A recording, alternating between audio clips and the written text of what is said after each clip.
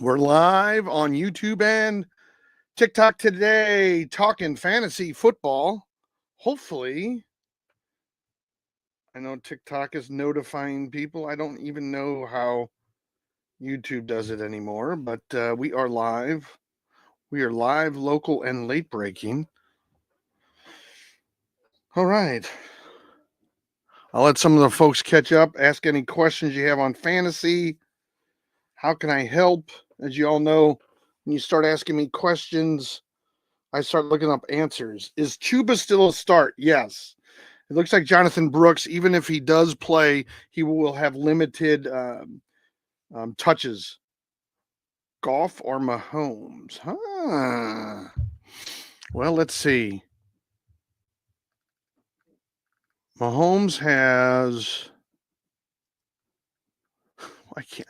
I knew this earlier. They played Denver, so that I think is going to be tough. Goff plays Houston. What's Houston against the quarterbacks? Let's just look up the quarterback numbers here real quick. Houston and Denver. Well, Denver for quarterbacks is number 4, so that's not a great matchup for Mahomes. So you might be looking at more of the 14 or 15 points. The Texans are number 17. Let me look up. I know Mahomes has done well the last 2 weeks, but before that he was getting into teens a lot. I just think Denver has a better pass defense. They have a better defense. You know, Tampa Bay, he had 24 points. Las Vegas, he had 19. Those are not great teams. So I think Mahomes is probably going to be more at that 14 to 17 mark. But let me look up Goff real quick for you. Let you know what Goff is doing. Golf. I played, my son and I were playing golf today. That's why I have golf on the mind. Goff had 9. Who did I say they play? They play Houston. Obviously, they haven't played Houston before.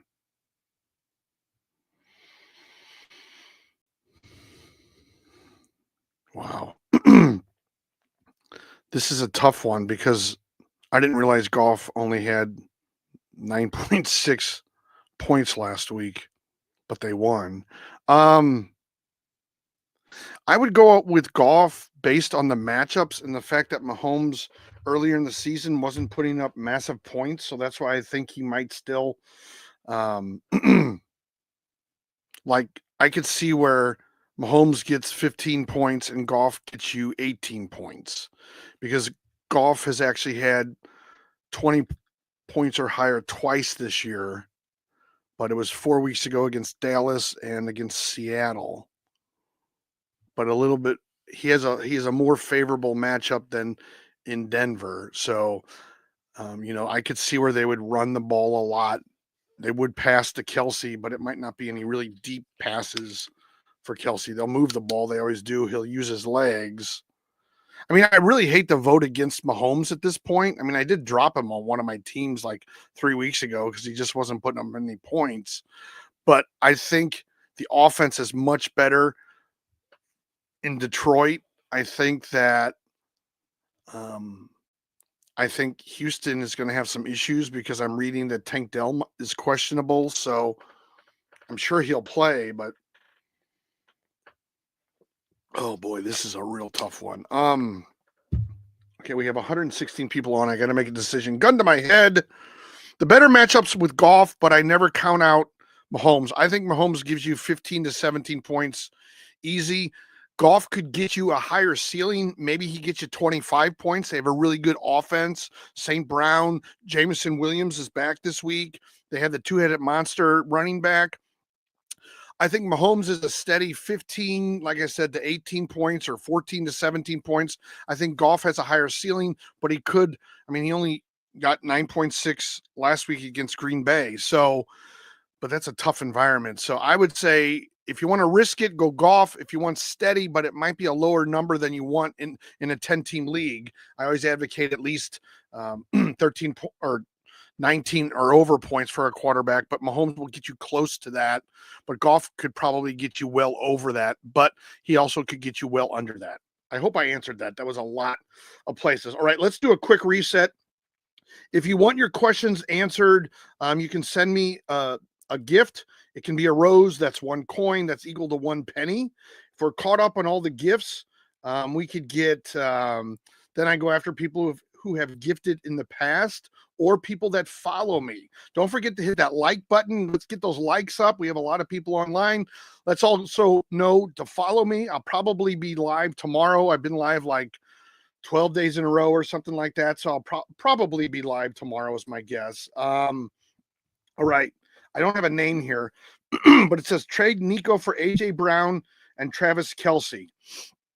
Not a bad deal. I mean, Nico obviously coming back. I'm not 100% sure if he's playing, but I think that he will play. You'll have to check the injury report. I know I have a bunch of injury reports right here, but I don't know if it says anything on the screen. That is, I was pointing to that on YouTube. Hey, Donna Sanders is here. What football team do you like? I like all the football teams, actually.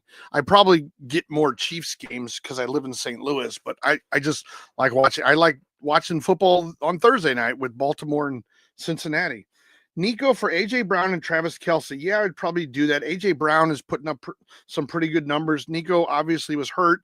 Before he was hurt, he had the highest number of receiving yards in the NFL. He'll probably go back to that. Stroud has not looked very good with Diggs out. Dell, like I said, might be injured. So there's some question marks, but probably in 2 weeks, things will settle down. It'll probably be Nico and Dell in Houston, and hopefully Stroud will get out of the funk that he's in right now because he's not putting up fantastic numbers. But I think that's a good trade. I think Travis Kelce is maybe not getting to where we think that he is, but he has improved over the last few weeks. So I see that as trending up, and I see AJ Brown is putting up good points in Philadelphia. So I think that's a good trade. All right. We are, like I said, we're all caught up on gifts. If you want to send me a rose, it's 1 coin. That's like 1 penny. Darnell Mooney or Devontae Smith. My gut says Mooney, but let me double check.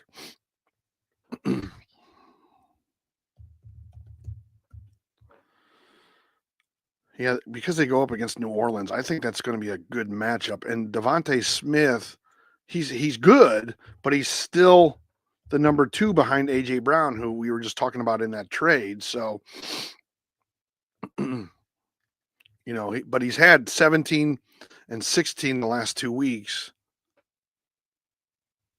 And AJ Brown is back in the game.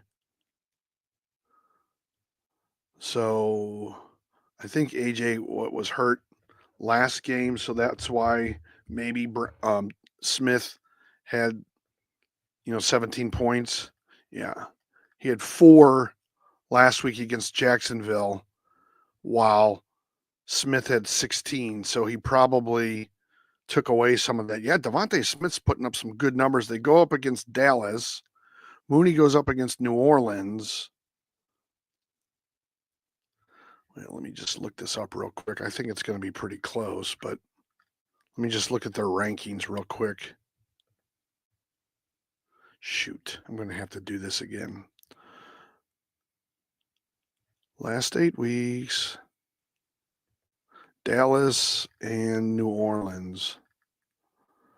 Dallas is tied for 22nd. New Orleans is actually, why can't I find? New Orleans is 20th. So there's not much of a big difference between them. What I like about Mooney is that I believe he is the number 1 in the depth charts. So he may get, he doesn't necessarily have to split so much like Devontae Smith does with AJ Brown. So that's, why did I look that up? I looked up New Orleans. That's not what I was. I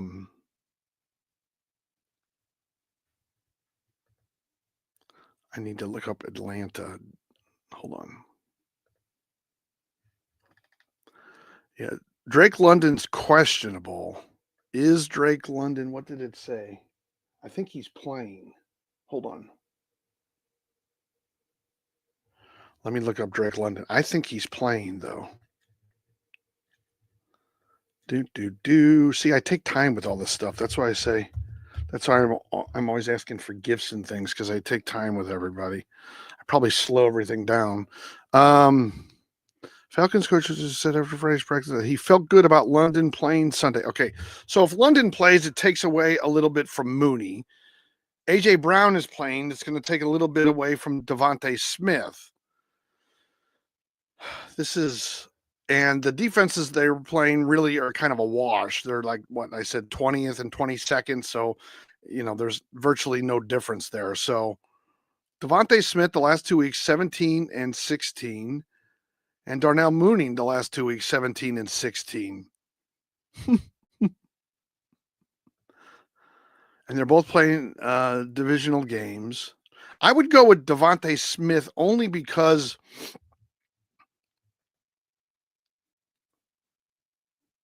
the only reason I can say really is that he's been a little bit more consistent when he's played. He was injured for a week there, and then he had a bye. He did have 0.3 points, but that was against the Giants. I think maybe he got hurt there, or he was out of the game for a while. I would go with Devontae Smith. It's a better offense, I think, with Saquon Barkley, and Atlanta has a good offense, no doubt about it, and they have Bijan and all that. But Hurts is just a much better quarterback than Kirk Cousins, so that's why I'm leaning towards Hurts. All right, boy, did I take a long time on that. Lost a lot of people, but that was you guys asked me tough questions. Okay, Eli, who's gifted in the past. Remember, if you want your questions answered, send me a gift. You move to the front of the line. It's like your golden ticket. Eli asked McConkey or Eckler in flex. I'm thinking Eckler because Robinson was out last week and he had a good week. But let me just make sure on that.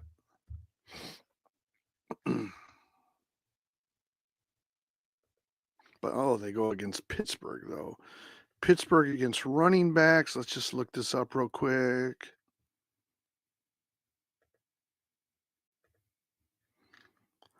Pittsburgh's number 12 against running backs. McConkey, let me just look him up real quick.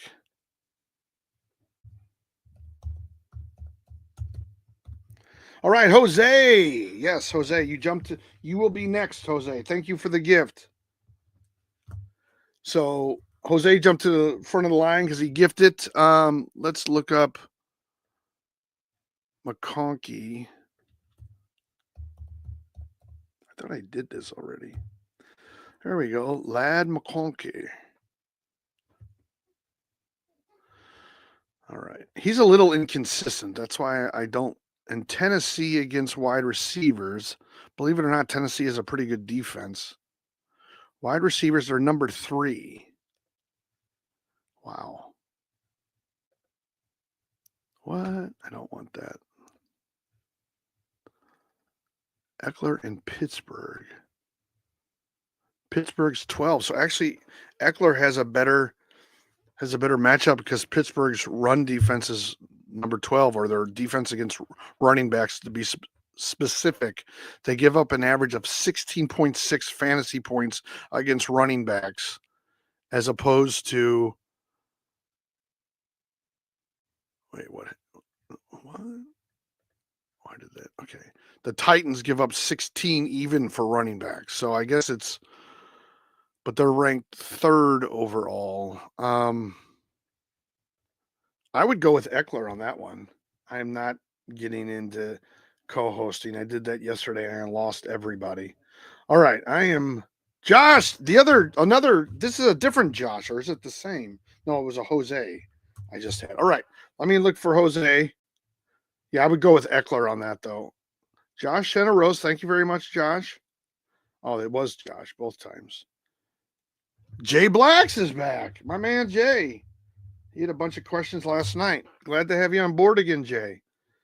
Lego Franklin, who's been on before. Jose Mendez. I think, yeah. Which tight end should I start? Laporta, Kittle, or Hawkinson? I would start Kittle, as long as he's healthy. I mean, they're playing Tampa Bay. You can pass on Tampa Bay, and Tampa Bay's tight end defense. I had this going the wrong way, but hold on. Let me just do something real quick, everybody. Yeah, they're 31st out of 32, Tampa Bay, against the tight end or against a tight end. So I would start Kittle, no doubt about it, Jose. Like not even a question on that. I mean, not only is Kittle one of the best tight ends this year, like probably the best points wise. Hey, Jay Blacks, thanks for all the roses, additional roses. Thank you very much. Yeah, I mean, it's not even close. Kittle should have a big game. Tampa Bay is horrible against tight end defensively. Kittle is awesome offensively. So and Purdy probably has CMC back. So it might take a little bit away from Kittle, but they'll still use him. I mean, they're still going to use him because my other thought is that Christian McCaffrey will be Christian McCaffrey will probably be limited a little bit, with his first game back. So, all right. I know that Josh sent a bunch of roses. Jay Black sent a bunch of roses. Let me look up Josh real quick. Oh, I appreciate you, Jose. Thank you for the gifts very much. Okay, so I see Jay Black's question. Where's Josh's question? I see Josh's roses. Sometimes people don't have questions, and I appreciate that as well. Okay. Josh, I've not seen a question. If you have it, send it in like all caps or with emojis, and I'll be able to spot it and ask it. But I will skip down to Jay Blacks. Okay, start CJ or Baker. Okay. Well, first of all, I think Stroud is in a funk. Like, I hate saying that word because it sounds like the other word, but I just think he's not playing up to where we're used to him. I mean, if you look at his last 3 games, Green Bay, Indy, and New Jersey. Now, you could make the case that New Jersey and Green Bay are relatively tough, but against Indianapolis, he still only had 12 points, and they're not very good. And against Detroit against quarterbacks, well, maybe it's not as good as I thought. Where are we at here? Where's the Lion? Okay, they're tied for 17th, so they're middling. And it was CJ Stroud and Baker. Well, they're playing San Fran. I'll just look up Baker. I mean, I tend to lean towards Baker because even in tough competition, even against the Chiefs, who are tough, he had 21 points. But let me just look up San Francisco against. Oh, they're 14. But here's the thing, given the fact that Baker Mayfield has gotten at least 20 points every week outside of maybe 1 week, I would go with Baker Mayfield, even though San Francisco's 14th and the Lions are 17th. That's statistically that there's not much of a difference there, if there even is, okay, in those 2 rankings. Mayfield has played so much better. Stroud is not. There's question marks about Nico Collins and Tank Dell, so he may not even have much to throw to. And so, for that fact alone, I would go with Baker, Jay Blacks. Now, here's the thing: you may come to me and say, "Well, C.J. Stroud is more athletic. He's the better quarterback." I'm not saying that he's not athletically. Abdullah will be next. Thank you for the gift. But like I agree. I think CJ Stroud could be, the Lamar Jackson, but he's not right now. He's not doing that. Okay. So that's why Baker's having a better year. Baker puts up almost 20 points every week outside of like 1 week, I think. And CJ Stroud's had 3 bad weeks in a row. That's why I would go with Baker, and the matchups really aren't that different. All right, I'm going to look up Abdullah. I have a hard enough time saying people's names, and with crazy silly names. It's almost impossible. I see the roses, Abdullah. Okay, start Tua or Kyler. All right. Let's see here. Okay, so they go up against the Rams. The Rams are 25th out of 32 quarterback points. So it's a good matchup for Tua. Kyler plays. I should memorize all these, but I never do. The Jets. I'm assuming the Jets are better. Yeah, the Jets are number 3. So it's a better matchup for Tua. So maybe matchup wise, it's a better matchup for Tua. All right. And you got to figure, I hate saying this, but you got to figure that that's good news for people like Tyreek, who's only put up 10 points the last 2 weeks. Achane had a good week. Maybe Waddle will get more than 6 points. So it might be good for their receivers going against such a weak team. So I would go with Tua just based on the matchup. I think Kyler Murray's great. I just think the Jets do have a good defense against the quarterback and against the pass. Let me just double check on the pass too. Why is everything off? Shucks. Yeah, the Jets are number 2 against wide receivers. So I just don't think it's a great matchup. Hey, Jose, do you have another question or? So anyway, I would go with Tua this week. I think he should have a good week based on the matchup. Kyler going against the Jets, that's a bad matchup for wide receivers and a bad matchup for quarterbacks. All right, let's go. Just a quick reset. I go live pretty much almost every day. Don't forget to hit that like. We're not even at 1,000 likes yet, so hit those like buttons if you've been watching me for more than 17 seconds, which is like what I average, I think. Also, don't forget to hit follow so you know when I go live. The same on YouTube. I have a few people. I'm on YouTube as well. I think I have 3 people watching. Hey, Footballer Nick, if you're still around, hit that like button and hit that subscribe button on YouTube. All right. So, Abdullah, I answered, but I'm just making sure. Let's see. Jose has another question.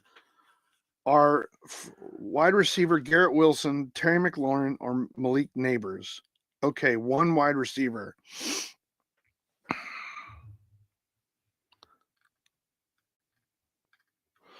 Well, I like what, I mean, I know this is crazy, but I like what Garrett Wilson's been doing since they got Davante Adams. The Cardinals are tied for 17th, though, in defense against wide receivers. So, that's middle of the road.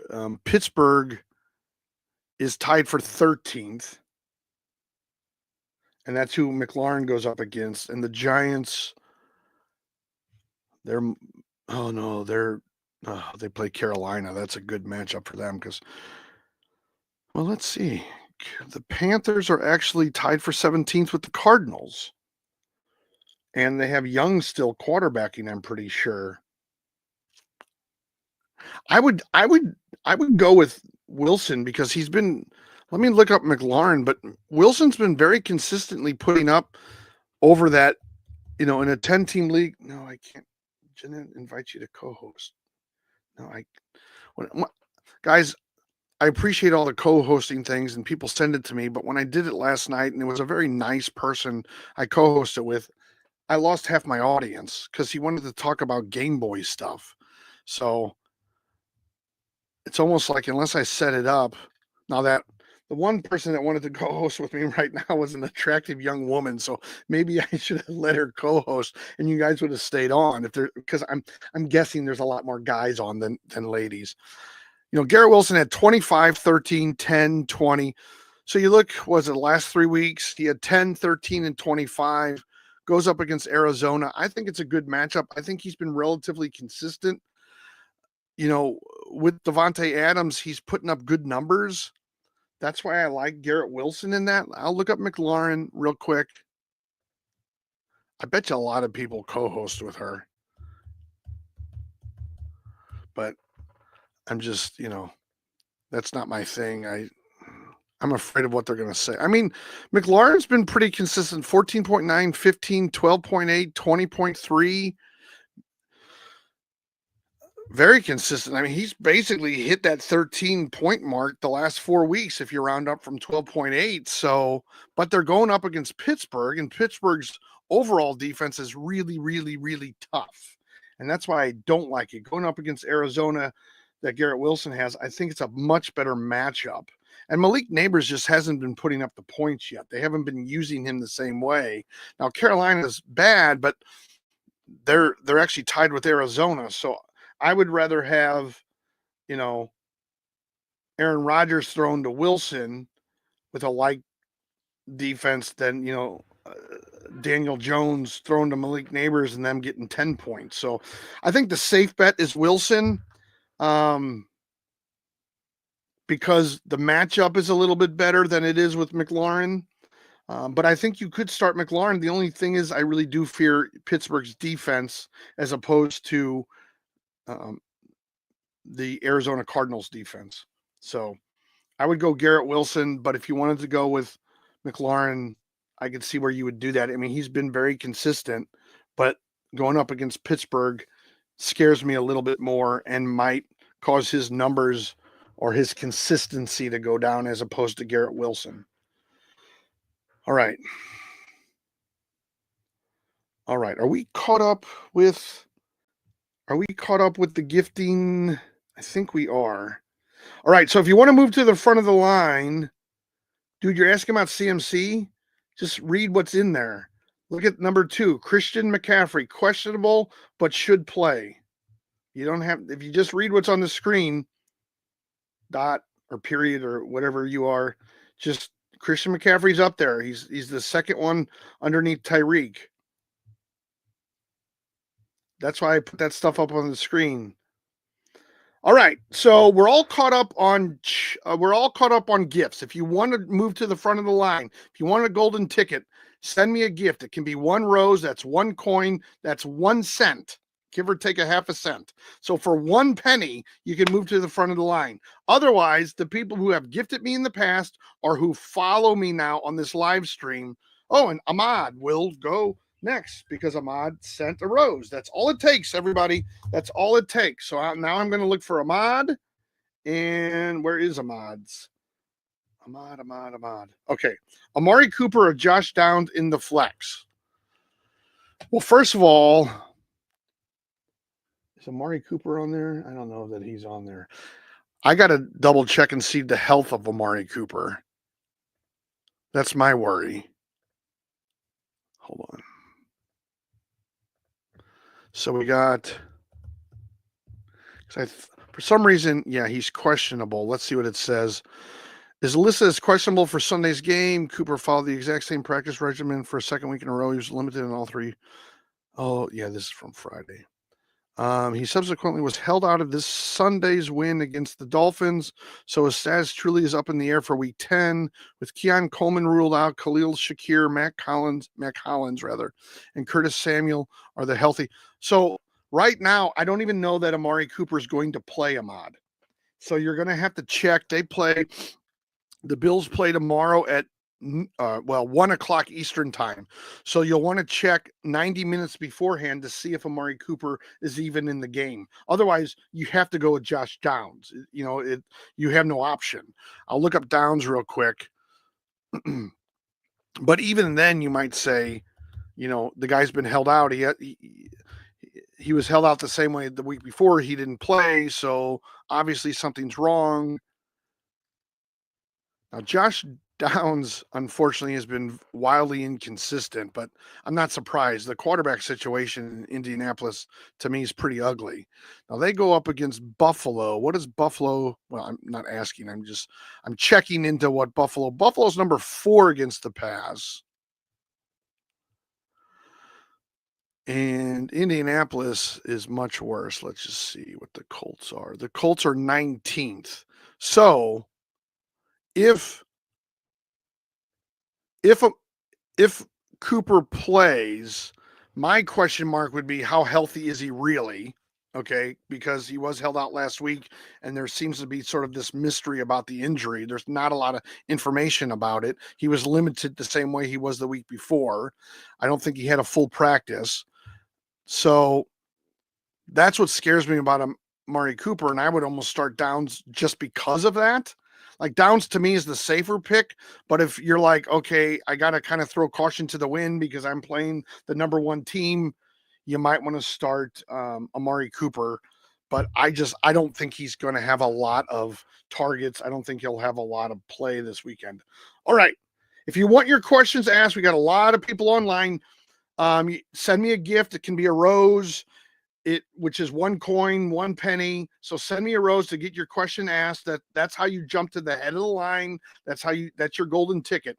If we're caught up like we are in all the gifting, then I can go to people who have gifted me in the past or that have followed me. Don't forget to follow me. Don't forget to hit like. We're at 2,900 likes. Let's try to get to like 4,000.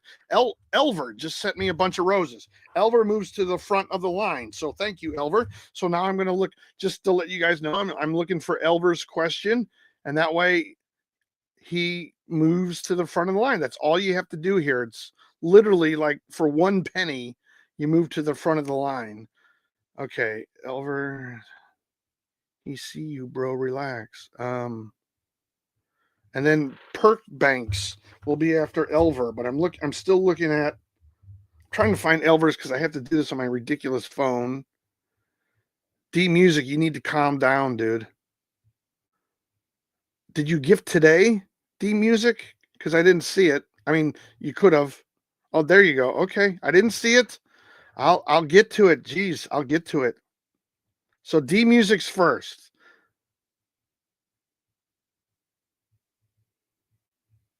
We had a little run there. We had 500 people online, so the chat was moving like crazy. All right. Okay, you've gifted over and over. I apologize, but you keep saying you gifted over. You need to send the question. Okay, you've gifted.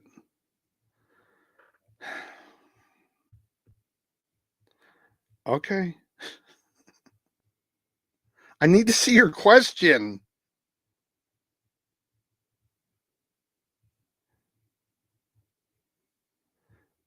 This isn't live. Yeah, it's live. You are not. Ooh, he's getting mad. I'm the number one gifter.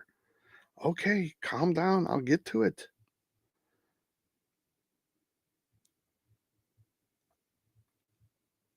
I see all your complaints, which is wonderful. I'm looking up D Music. He's complained enough, but he doesn't ask his question again.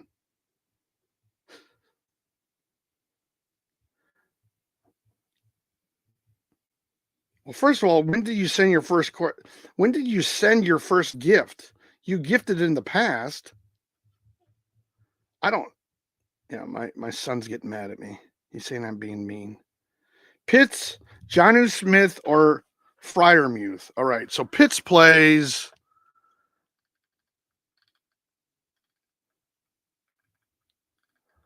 Let's see. I know Atlanta plays New Orleans. New Orleans against the tight end. It's probably ridiculously bad. I'm just going to guess. Oh, they're better than I thought. They're 17th. Okay. So Pitts is going up against the 17th defense against tight ends, D Music. All right. Thank you for the team bracelet, D Music. Okay. Let me look up Smith real quick.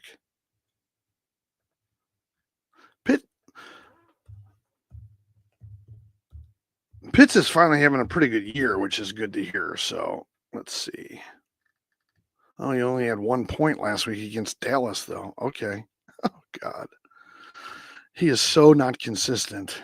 All right. Let's look up Smith real quick.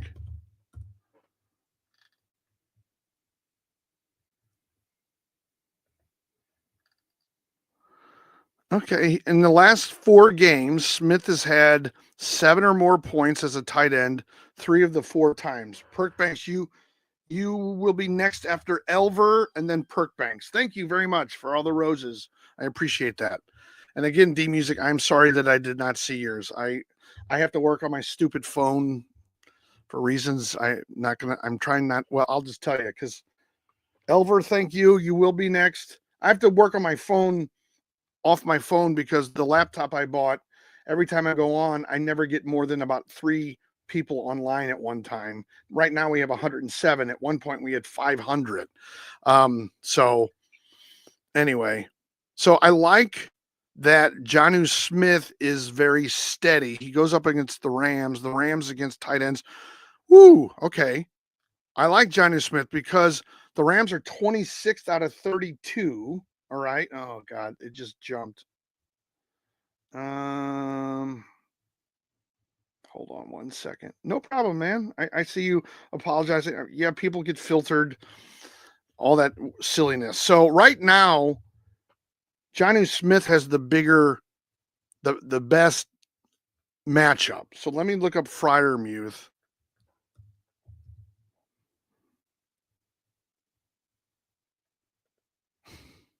I never know how to spell that name.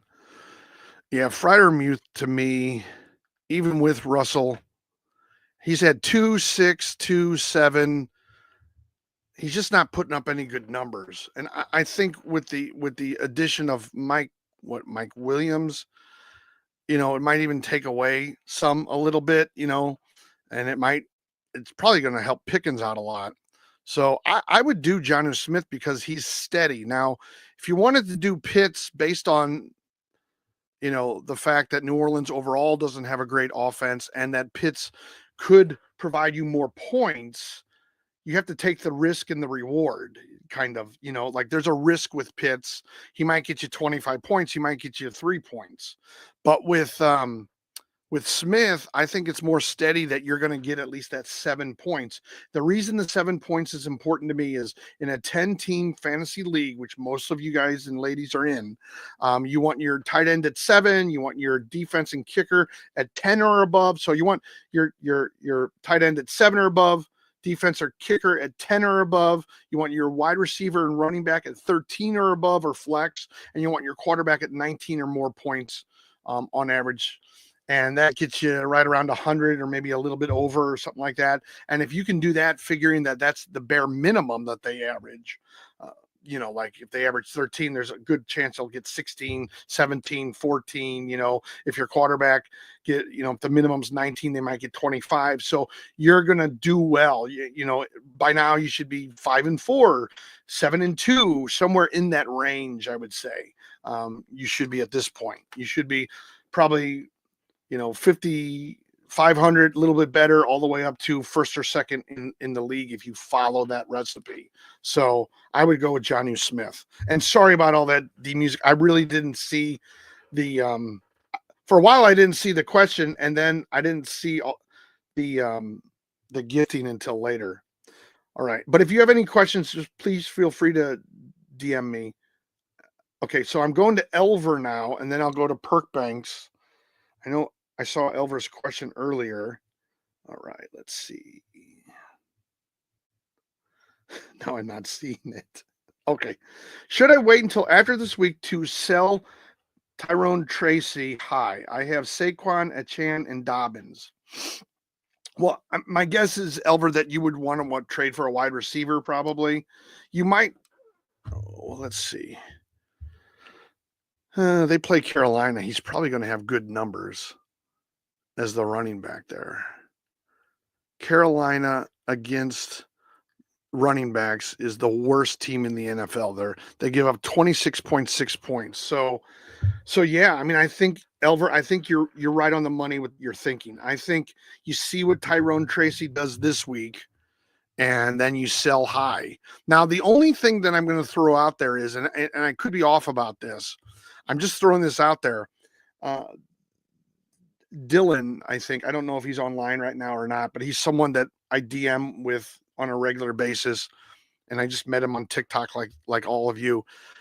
His fantasy trade deadline was coming up, like it might have been the 16th. So you still have time, but I just want to let you know, make sure that you can trade. We're getting to a point where some leagues might have trade deadlines, so just be aware of that. The one thing I forgot to tell people weeks ago is be aware of all the buys People now are contacting me saying, I don't have any wide receivers because they all have a bye this week, or they all have a bye week 12, or what do I do? So I'm also trying to say, be aware if and when your trade deadlines are in your leagues, and that way you get within those. And the reason why I say that, Elvers, maybe your trade deadline's like today, so you gotta, maybe you might have to be forced to trade him now. But yes, I think waiting with the matchup and the fact that they're playing like in a neutral site, I think probably bodes very well for him. Even if he's on your bench and you don't start him because you have a Chan and Saquon and things like that. But even if he has a good week, yeah, you could probably get a little bit more for him. So I think it's a really good idea. But please make sure that the trade deadline isn't fast approaching, so you can wait this weekend. All right, that was Elver. We're going to go to Perk Banks. And then I think thank you, Elver, for the thumbs up. Okay. I think after Perk Banks, we'll be caught up on all the gifting, which is good and bad. If you want to jump to the front of the line, you send a gift. It can be 1 rose, which is 1 coin, which is 1 penny. So for 1 penny, you can move to the front of the line. I'm looking for Perk Banks. Yes, you need a wide receiver. So yeah, and I think if Tyrone does well, you could probably go for Puka. You could go for Cooper. You could go for Wilson. I know he's a number 2 with the Jets, but he puts up really good numbers. I would not go sick as will be next. Notice I used the PG version of that. I don't know why. When I do this, I try to be G-rated. I'm not like that normally. I'm just a normal adult male who uses different language, like a sailor. But when I'm on like this, I think of radio, and I keep everything uber clean. So, all right, pick 2, Tracy Pickens. Oh, I like what you did there. You told me who they're playing. Wow, Perk Banks. Dude, thumbs up. Nobody does that to me. Tank Dell. Yeah, he's questionable. And Terry. Okay. Well, obviously, I think Tracy's going to have a good game. I think the matchup is really important for Tracy. Playing Carolina, as I said, and I'm assuming you heard this, they're 32 out of 32 in the NFL. Carolina is against the run. So I think you can play Tracy safely, unless Daniel Jones just poops the bed or something like that, and there's no offense. But I think you're fine that way. Let me see what the Commanders do. The Commanders are 11th against wide receivers. Tank Dell. I really like the fact that you have, whether they're questionable, what team they're playing. Nobody does that. The first time I've seen it. So thank you, Perk Banks. You need to follow. You need to be on more of my live streams. I really appreciate this. I love it. Detroit. Well, let's see what Detroit is. Detroit. Okay, Detroit's tied for 25th against wide receivers. And then Pittsburgh is 13th. So the best matchup, Washington, I said, was, what did I say?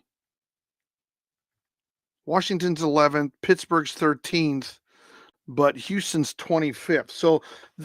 So if Tank Dell plays, he's got the best matchup, sort of like the more favorable matchup than Terry or Pickens. I would go Tracy. Let's just see what they say about Dell. I want to get I know he's questionable, but I just want to see. I got to figure he's going to play, but geez. Dell was added to the injury report on Friday, but still limited in practice. We'll note that Leo Smith status with the hamstring still to be determined, and the Texans are prepared to play with Dell as the wide receiver 1 again this week if Collins can't go. Okay, so Tank Dell is expected to play. So I would go Tank Dell. Now, Nico is not a for sure thing.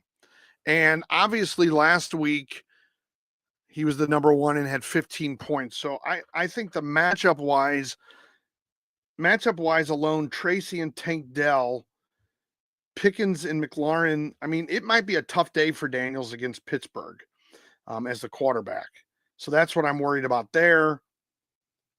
Pickens in Washington, though, with Mike Williams. If Dell can't go, or if you're worried about Dell playing with Nico and being in number 2, you could go with Pickens because of the fact that they have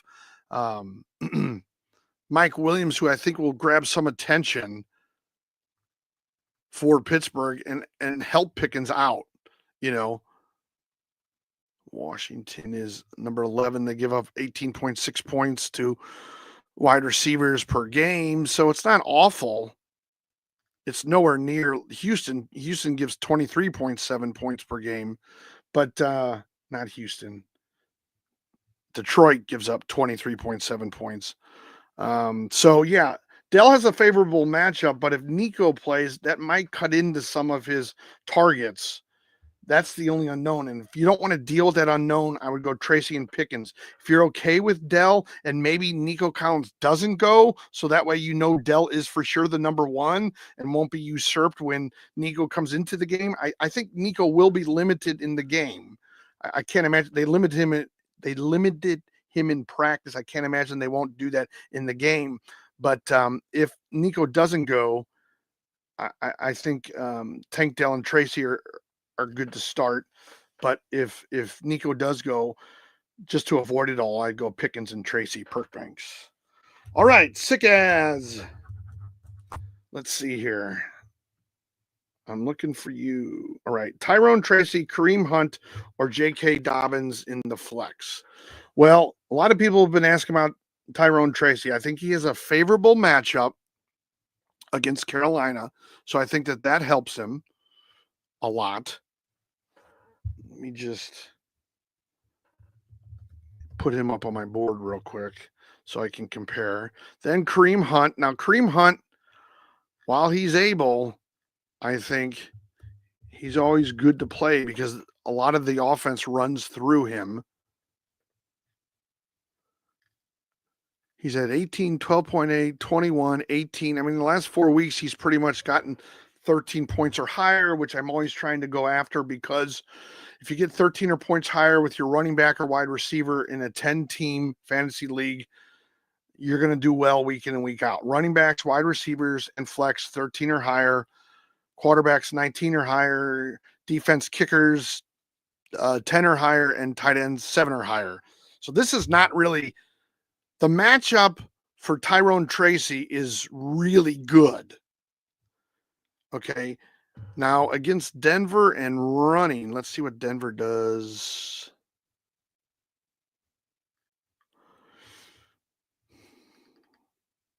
Denver's 13 against running backs.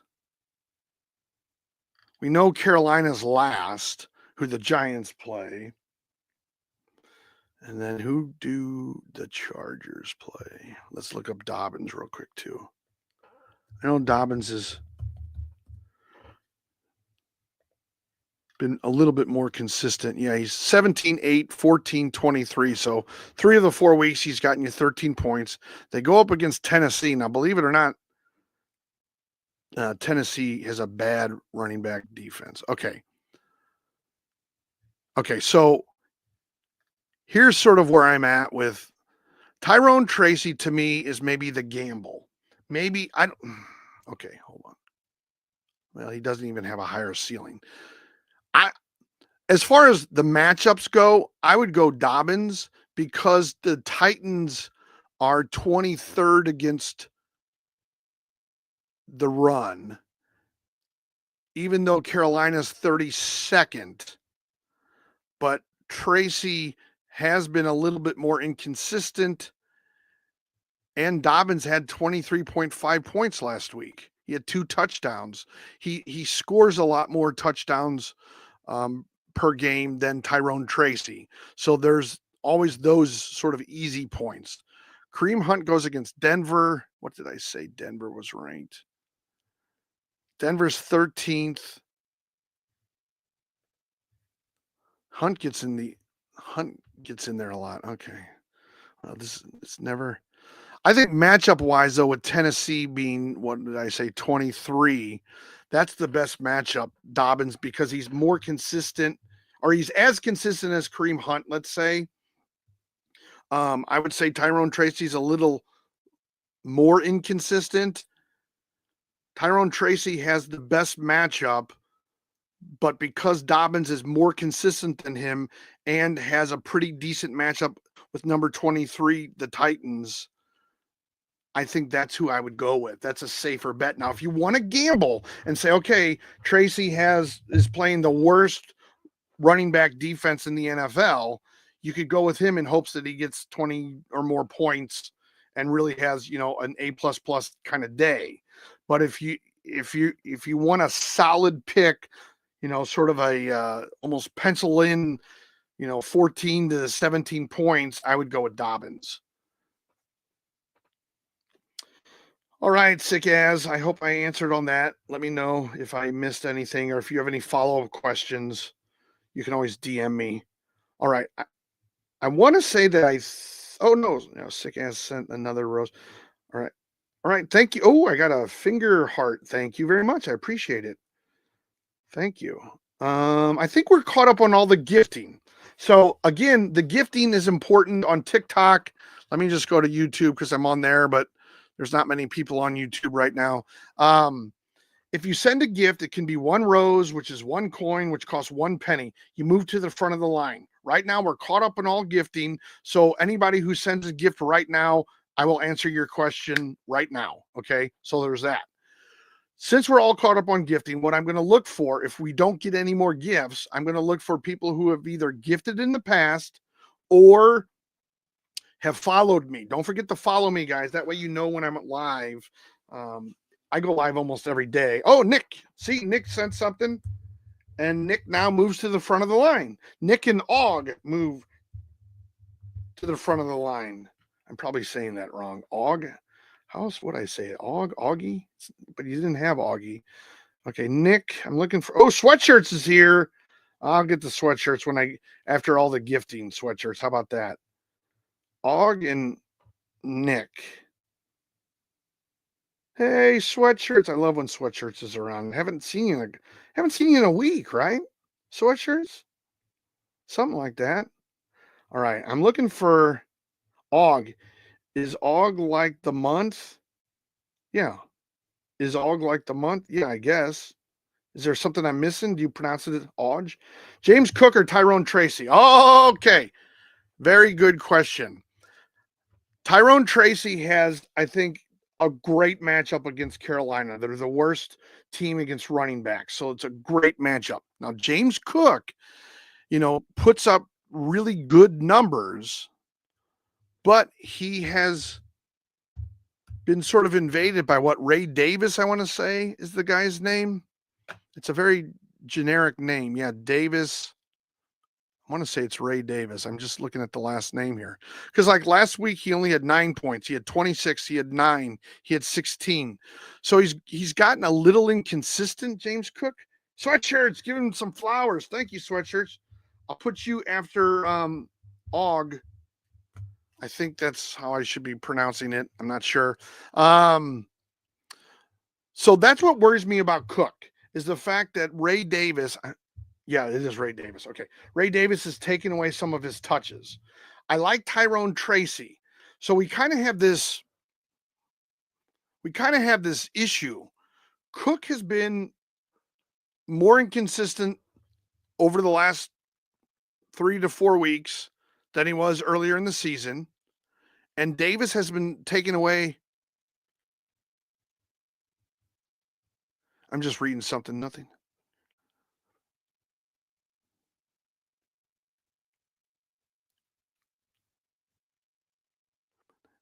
Cook's ongoing inability.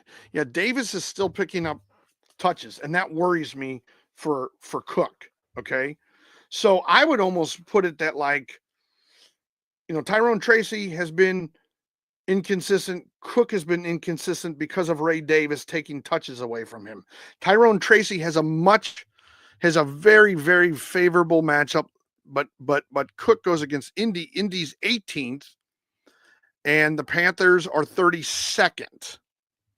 So I guess in some ways, Tracy has 19-4, 22-7. Cook has had 16-9, 26-9.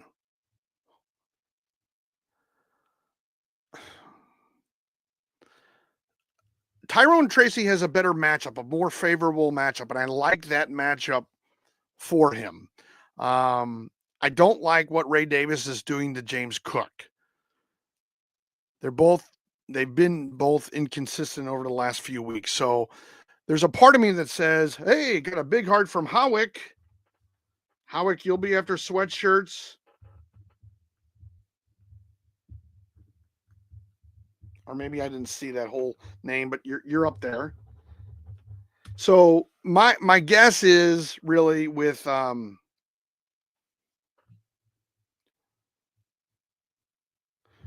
my guess is I want to say that James Cook is a little steadier. We know what he does. Tyrone Tracy's come up, started getting numbers.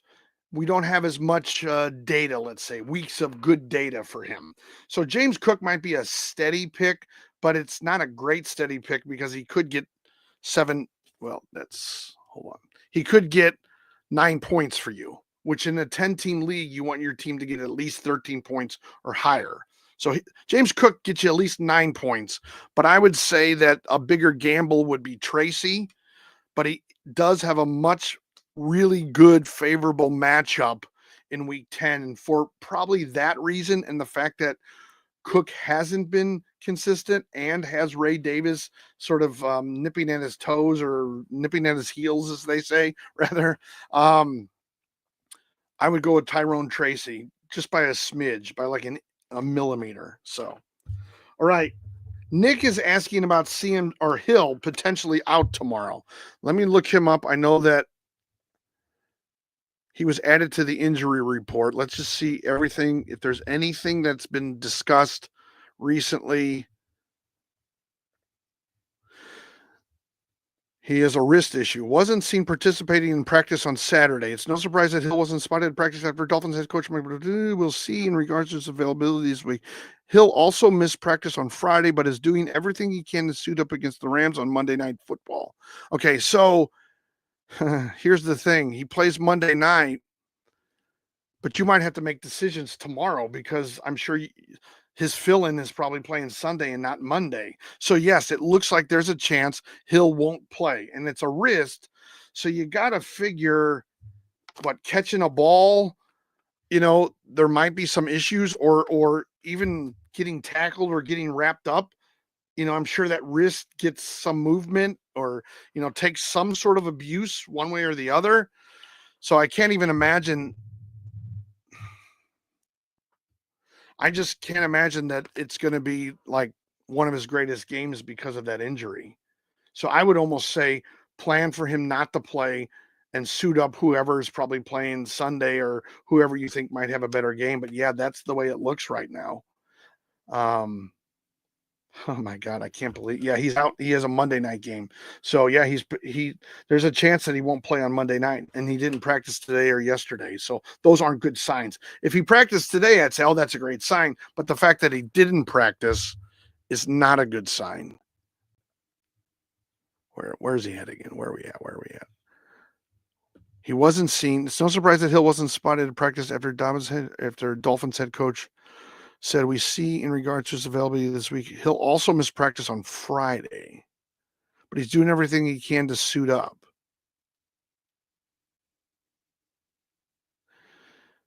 McDaniel also described Hill's wrist injury as heating up.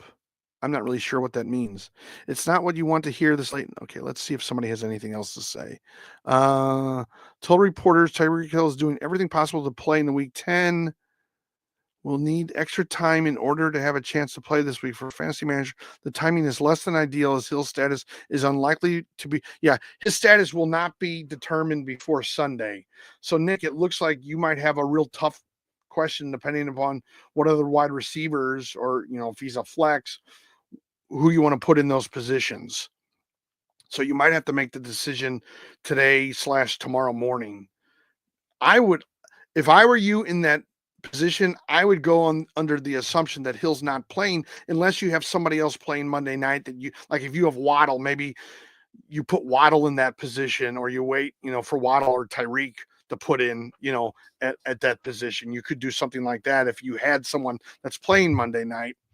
But if you don't have other people who are an option for Monday night, you almost have to make the decision like you would for tomorrow, which I'm sure you have already realized, but I'm just saying that. So, all right, Nick, if you need anything else with that, please feel free to DM me on TikTok. I'm happy to help. I'm up to AUG now.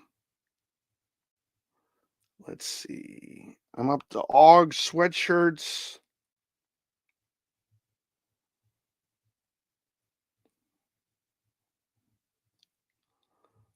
AUG sweatshirts. I thought sweatshirts did. I don't know that sweatshirts had a question, come to think of it.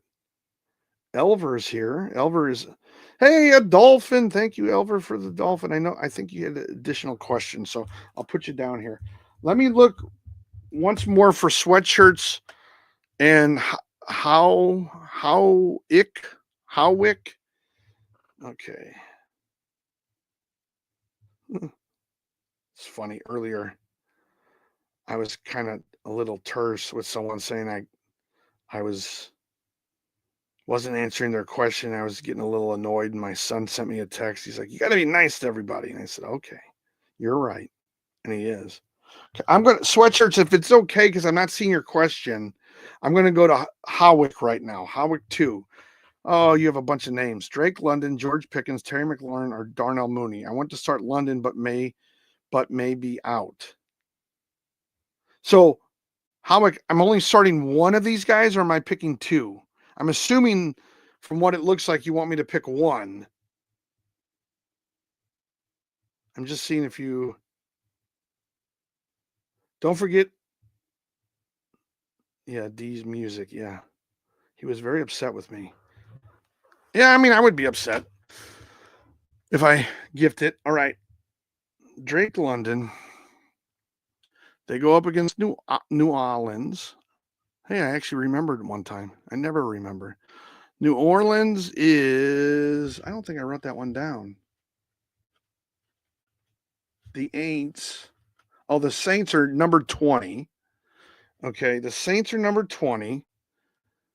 The Commanders, did I write that down? They're 17. Or no. That's the Cardinals. My bad. No, that's quarterback.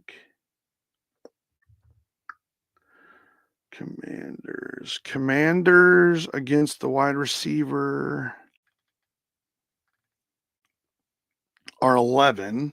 So they're better than New Orleans. Pittsburgh is 13. They're better than New Orleans. And Darnell Mooney.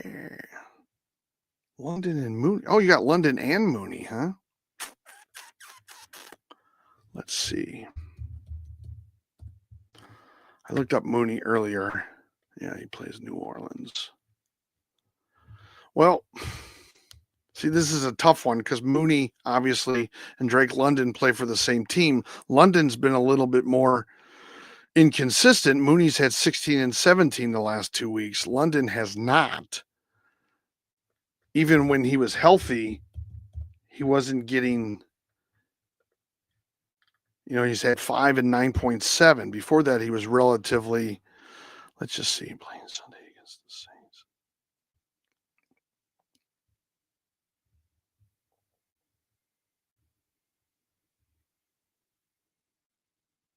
Well, they think that London still might be a game time decision. He wants to play. I'm just seeing if he's up on the board there. I got to do a puzzle. Don't forget everybody to hit that follow and like button. Follow and like on hit the like button. Let's get those likes back over 6,000, and then hit that follow button so you know when I'm on live. Should I trade London or Puka for Neighbors if I have Mooney? Should I trade London or Puka for Neighbors? Brayrock asks, why would you trade London or Puka for Neighbors? Why would you trade? I wouldn't trade Puka for Neighbors. Maybe London for Neighbors, because you got to think that Mooney's coming on and could steal a lot from Drake London. That's what I'm dealing with Howick right now, or I guess that's how you pronounce it. Because I think Mooney steals from London. So I think that's a hard decision. I mean, if I had to pick, I would pick Mooney because he's had the better last couple of weeks. Although, 3 weeks ago, London was very consistent. Now Mooney's gotten the ball more. So, it's kind of flavor of the week kind of thing. Pickens will be better no matter what. I would say Mooney because of the matchup, because Pickens, what did I say? Washington, the Commanders are like in the teens. They're 11 rather. The Saints are 20th. And Pittsburgh is 13. So based on matchups, I would go with either Mooney or London. And I would pick Mooney based on the matchups and what he's had. So yeah, I would go with Mooney on this. I'm kind of surprised I'm saying that, but he's had the better last couple of weeks. London still has the injury. Now, is that going to affect him? It might a little bit, maybe running. It's a hip thing, right? Isn't that what I said? Yeah, it's a hip thing. I mean, when my hip hurts, I can't run. I mean, think about it. Like I used to run more, but I run like 2 days, 5 days a week. So if my hip hurts, it's impossible to run. Now I know that they get shots and they have trainers. I don't have a trainer, but still, it's tough. So you got to figure at least for a week or two, it might affect him a little bit. And that's why I go with Mooney based on the matchup. I like Pickens a lot, though.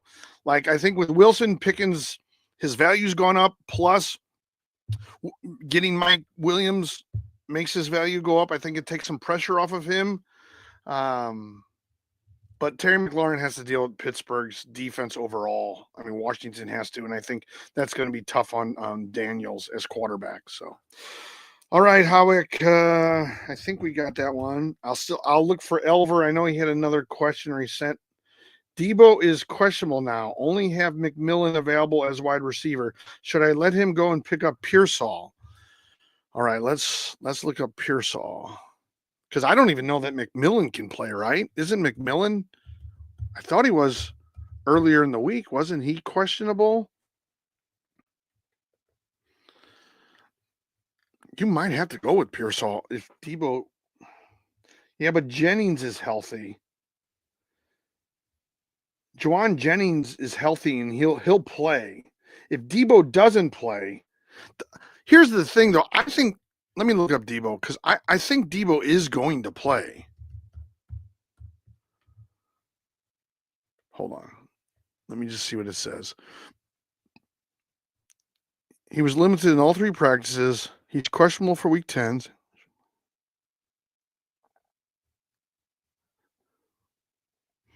Okay.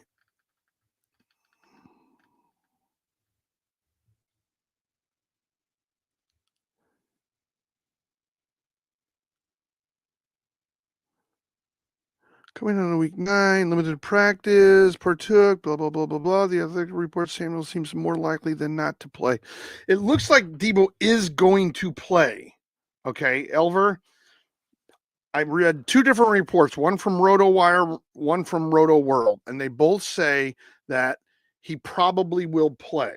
Now, he still could not. I just want to put this out there, but it looks like Debo will. Juwan Jennings is still healthy, so I don't know how much that will affect Pearsall. McMillan, I think, is still questionable.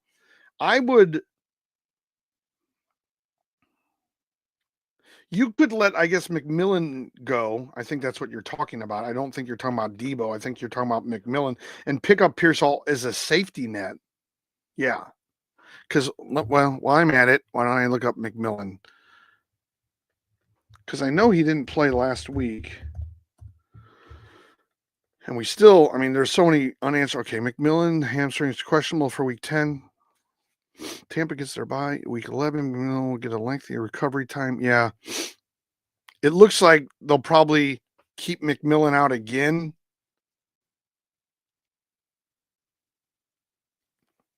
Because they have a bye in week 11. Hey, sweatshirts, thank you. I'll look for your question. I was looking for your question, but okay. Debo probably will play. You'll know 11:30 Eastern time, or 11:30 Eastern time. You'll know 90 minutes before game time whether or not Debo will play. Okay. So if he plays, you don't have to worry about anything, it sounds like. If not today, I would pick up Pearsall for McMillan. That way, if Debo doesn't go, you can put Pearsall in. But you'll have to check the injury reports to Debo up until 90 minutes before game time when they have to report the injuries. All right, Elver, let me look for sweatshirts and Og. Sweatshirts. Question was, Jauan Jennings over Jameson Williams or Tank Dell? Well, there's a lot of, as you just heard, sort of speculation whether or not Debo plays. If Debo plays, I think it takes away from Jauan Jennings. I think Jameis Williams gets the points that he gets no matter what. Now, Tank Dell has this other person called, I'll keep him up. I'm just talking to myself. Let's see about Nico. What does it say? Nico Collins has a chance to play Sunday. Let's see if there's any updates today. Collins' hamstring was limited at Friday's practice and is listed. Okay. Considering it'll be second to last game of the week 10 slate, there won't be many options to pivot if Houston activates him, and fellow wide receiver Tank Dell showed up as a limited and listed as questionable. The Texans designated Collins for return from the injury report.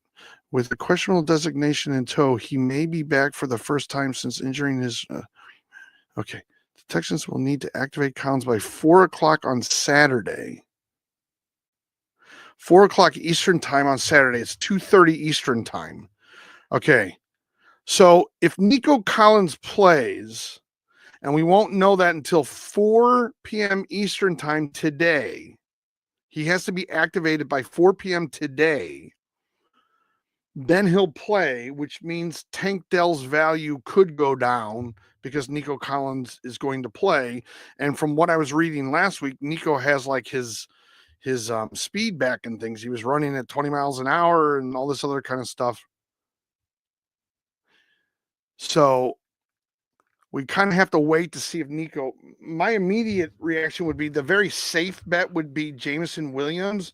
But if Nico doesn't play and Tank Dell does, you might want to go with Tank thinking that there's a bigger upside because he'll be the number one receiver.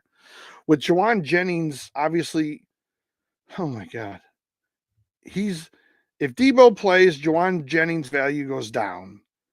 Jameson Williams, nothing really touches him. He's back. He's been rested for 2 weeks. He's the number 2.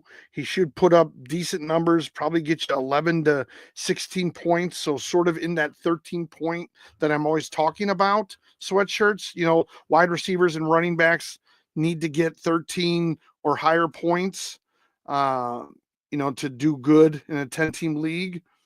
Tank Dell is relying on Nico Collins, and I think Tank Dell is just relying on. He's still, oh God. Tank Dell back is expected to play against the Lions, so he's expected to play. So if Nico Collins goes, there is a chance that Tank Dell doesn't put up 15 points like he did last week. There's a chance that his points will go down if Nico plays. Jameson Williams, we know it's sort of a steady. He has, Jauan Jennings only had one good week. If Debo plays, Jauan Jennings really doesn't have any value. Even if Debo doesn't play, I don't know that Jauan Jennings has great value because there were weeks that Debo wasn't around that Jauan Jennings got under 10 points. Okay. So I'm not bullish on him at all. The steady pick is Jameson Williams. If Nico Collins doesn't play, but Tank does play, you could take the risk of putting Tank Dell out there because he'll be the number 1. But I'm not sold He's never gotten over 15 points any game this year, Tank Dell. So Jameson Williams is steady. He's solid. We know we have all the analytics to back up the fact that he's the number 2 that can get you, like I said, Alejandro, thank you for joining. He can get you a lot. Joel, thank you for joining. He can, Jameson Williams is steady. He can get you, like I said, let's just say 12 to 17 points. Tank Dell, if Nico plays, might get you 10 to 14 points. So he didn't have big points when Nico was in. Of course, he was number 3 then. But with Stefon Diggs,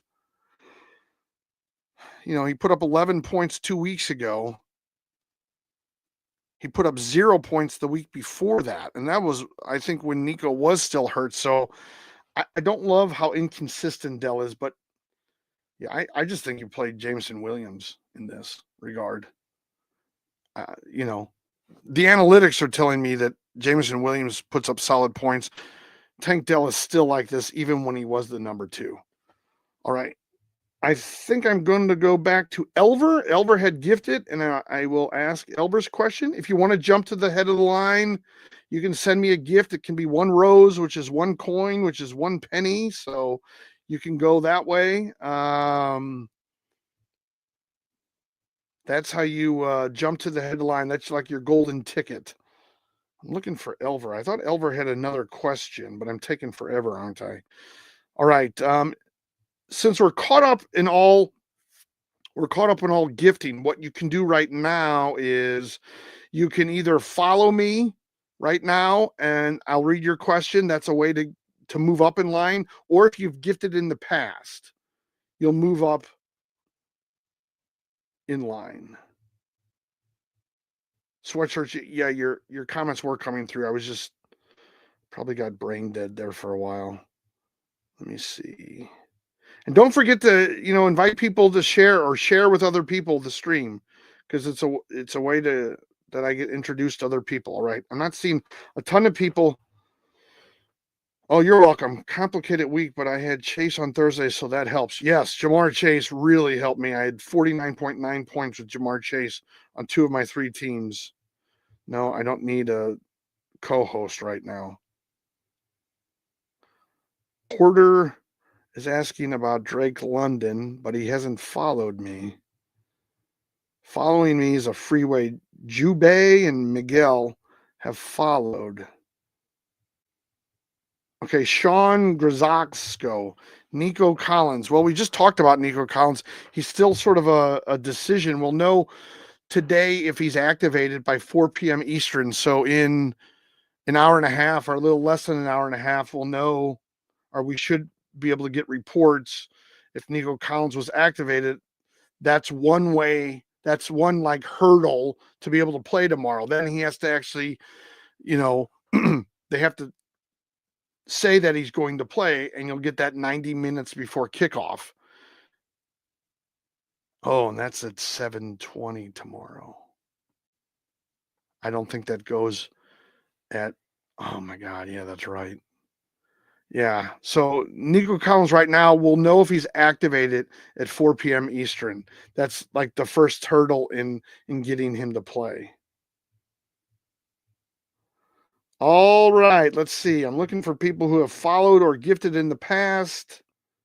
Chaz has gifted in the past. Why do you have Amari Cooper listed twice? Probably because I'm brain dead. I didn't think he was on there. He's questionable for week 10, and he was limited in practice. Part of what it was is a lot of these names here came from yesterday, and a lot of these here, that's why I have November 8th and 9th. No reason, really. He was limited in practice on Friday, and he's still questionable for week 10. So, anyway. No particular reason other than that I'm brain dead. Liam, follow the live creator. Do you think Tyreek is going to play even without practicing yesterday? Will, you will be next. Thank you for the gift. I looked up Tyreek earlier. It sounds like, dare I say it, it sounds like he might not play. Because it was one of those, like he just was put on, right? Wasn't seen practicing. He wasn't practicing Saturday. Their game is Monday. He missed practice on Friday. He's doing everything he can to get suited up, but it's a wrist injury and it's heating up. That's what was. Hill described his wrist injury as heating up, which I guess I'm not exactly sure how to take that. The way I took it is it's not doing great. Like it's getting worse. Like, it's if it's heating up, that means it's getting more tense in my mind. So he's still questionable. I would say right now the best chance is 50-50. He didn't practice today. He didn't practice yesterday. On a Monday night game, they usually do practice on a Saturday. The fact that he wasn't seen at practice today is not a good sign. I would say at best it's 50-50. Now he says he's trying to get on. CBC Mexico is here. Love it. Haven't seen you in a couple days, man. Hope everything's well. So yeah, I think Tyreek, I think it's 50-50 whether or not he's going to play on Monday night because he hasn't practiced the last 2 days, today and yesterday. That's going to be tough. Nico has that 4 p.m. Eastern. Oh, you will be after CBC. Thank you for the roses. I think it was roses. All right, so I'm going to look for Will, then CBC Mexico, then I see CBC Mexico. I see Will. Thoughts on Tank Dell playing this week? All right. He's expected to play. So there are expectations that he will play. Join my team. All right. Someone joined the team. Glad to have you on board, buddy. Thank you very much. So Tank Dell, here's the report from Roto World. Oh, and Brandon's here. Brandon, you'll be after I'm on Will right now, and then Will, CBC Mexico, and then Brandon. Tank Dell is expected to play against the Lions in Week 10. Dell was added to the injury report on Friday, but still got in a limited practice. Wilson notes that Nico Collins' status with his hamstring is still to be determined. Nico Collins' health will be determined at 4 o'clock Eastern today. They'll activate him. If they don't activate him, he won't be able to play. So he's got to be activated, and then he's got to be able to 90 minutes before kickoff. But their game is the late game tomorrow night, so it's not going to help us out at all. But it looks like Tank Dell will play, so I'd give him like a 70% chance of playing because they're saying that he's expected to play. So, all right, Will, we'll go to CBC Mexico, who I know I saw his question. Okay, there we go. It just jumped on me, but I got it. We're going to go CBC Mexico, then then Brandon. Where did CBC? All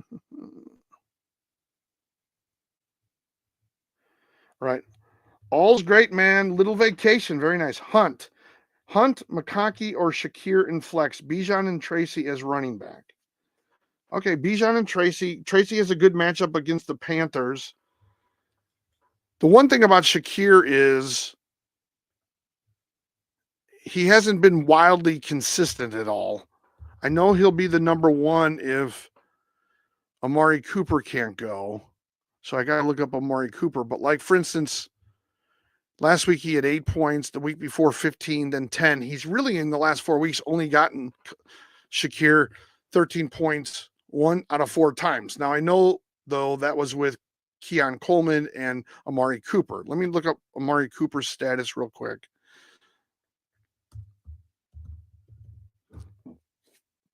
Amari Cooper is listed as questionable. Okay, we know that. Followed the exact same practice. He subsequently was held out of this past Sunday's win. Khalil Shakir, man.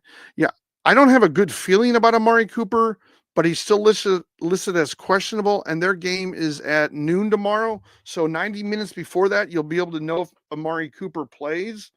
So if he doesn't play, it's good for Shakir. But I'm still going to say Hunt, because even though Kansas City plays Denver and Denver's running back defense is 13th, I think Hunt is much more consistent.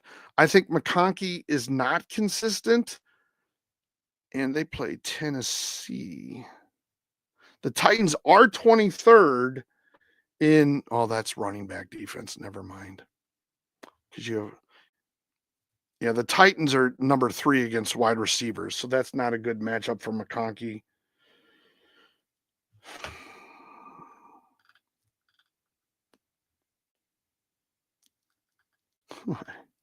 Why can't, okay.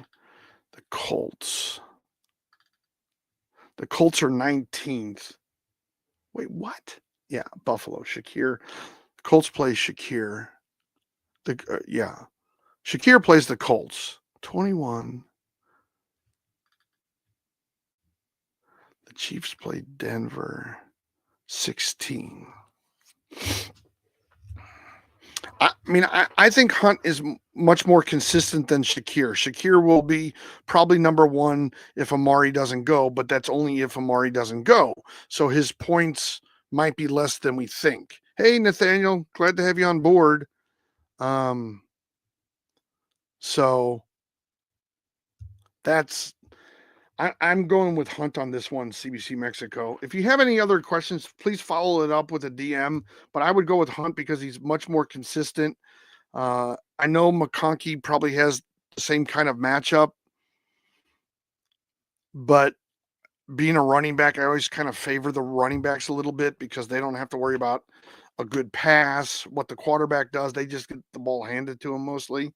Shakir's a little bit of an unknown, and if Amari Cooper does play, it's going to affect Shakir's targets. And so for all of that, we know Hunt's going to put up, probably at least 13 points, and that's what you want week in and week out. All right. I kinda will be next, and then I might jump over to YouTube because there is Bray Rock. Bray Rock, if you're still there, let me know. London and D-Hop for Neighbors and Olave. London and D-Hop. Should I trade London or Puka for Neighbors if I have Mooney? I would go London for Neighbors. London and D-Hop for Neighbors and Olave. You want Olave, don't you? You want Neighbors, don't you? Are you like a Giants fan? Neighbors isn't putting up the same points he was before the injury, Bray Rock. Okay, let me look up Ikinda. Ooh, Ikinda sent, what was that? Let him cook. Let him cook. What am I saying? Ikinda.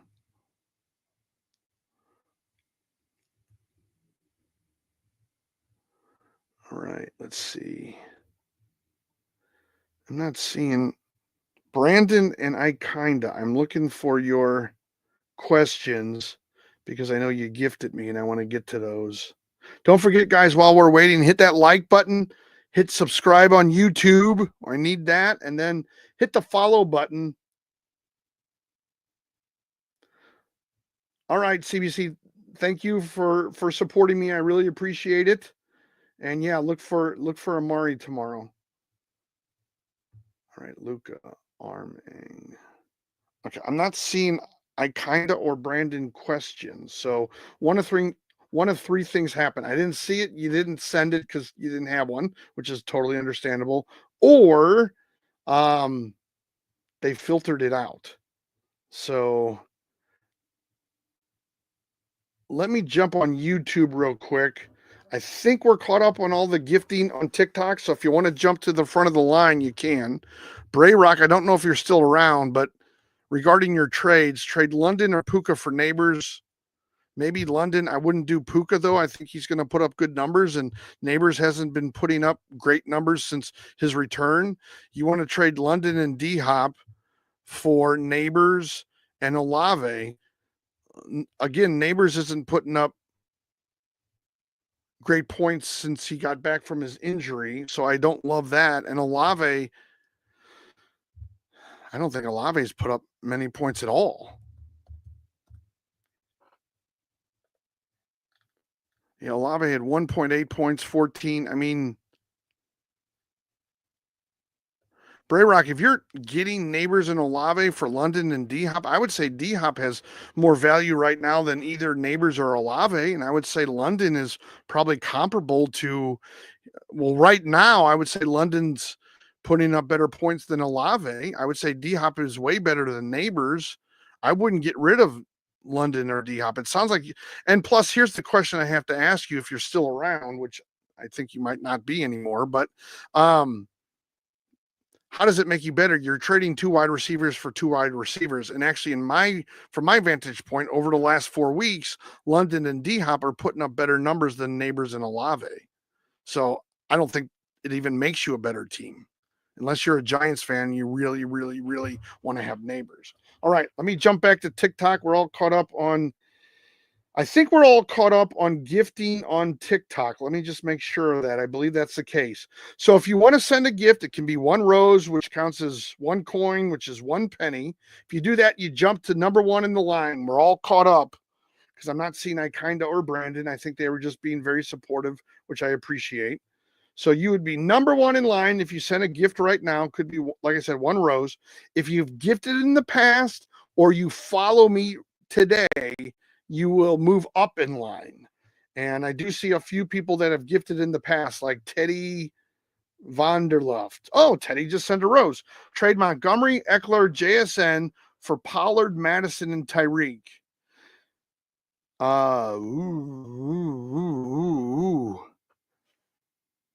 Okay. Madison, I don't think has much value.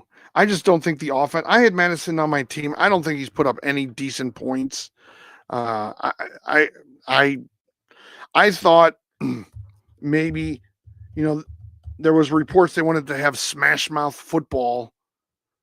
Well, I mean, he's put up 6 and 3 points the last. Like, if you're getting Pollard, Madison, and Tyreek, Madison just doesn't give you any points. Eckler's only value is backing up Robinson like he did last week and like he's doing this week. Once Robinson comes back, Eckler does not have many. Now, he has greater value than Madison week after week because he'll put up maybe 10 or a little bit less. Madison puts up 3 and 6, which is like nothing. So Eckler, gives relief to Robinson. And when Robinson's hurt like he is the last 2 weeks, he puts up decent numbers. Montgomery and Pollard, then you have Tyreek and JSN. JSN probably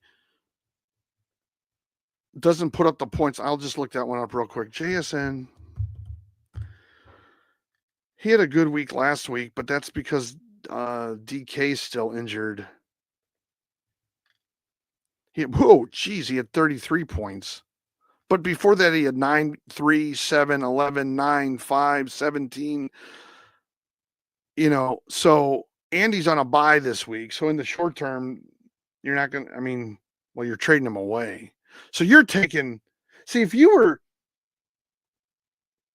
what you could do is just putting this out there. You could maybe do Montgomery. Like you could do Montgomery and JSN right now and trying to get a little bit of an improvement. Let me look up Pollard and Montgomery and compare those two together because I can't just look at their seasons total. That doesn't really tell me anything.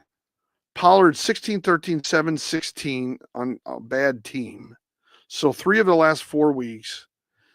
Montgomery had the 1 week where he was injured, but he usually puts up 15 points. I cannot spell. And I say that all the time. Montgomery has more season points, but only by 10. So that's like 1 a week. No, I'm not. I don't even know who these people are. I'm not co-hosting. That was kind of a disaster last week.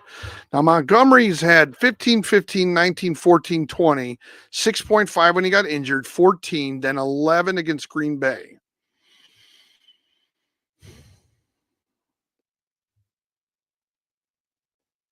Montgomery and Pollard probably are like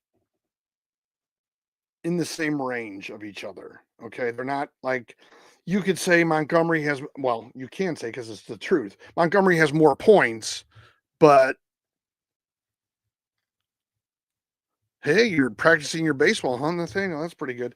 Montgomery has more points for the season, but I would say Montgomery and Pollard are probably pretty equal. I would say Eckler is better than Madison. I would say Tyreek has more value for JSN. I don't know that Pollard makes you better. Well, I'm going to ask you the question I always ask. How does this make your team better, Teddy? Because you're trading for a running back, wide receiver, running back, wide receiver. You're trading for a good running back, mediocre running back, and an okay wide receiver for a good running back, an okay running back, and Tyreek, who has more potential than JSN if he can get it going. I mean, if you get Tyreek, I would try to get him today because he plays the Panthers in Munich like while we're sleeping pretty much. And that could be, is that it? Or am I getting it confused? I'm sorry. They play the Rams on Monday night. What am I saying? I'm thinking of the Giants. That doesn't matter then.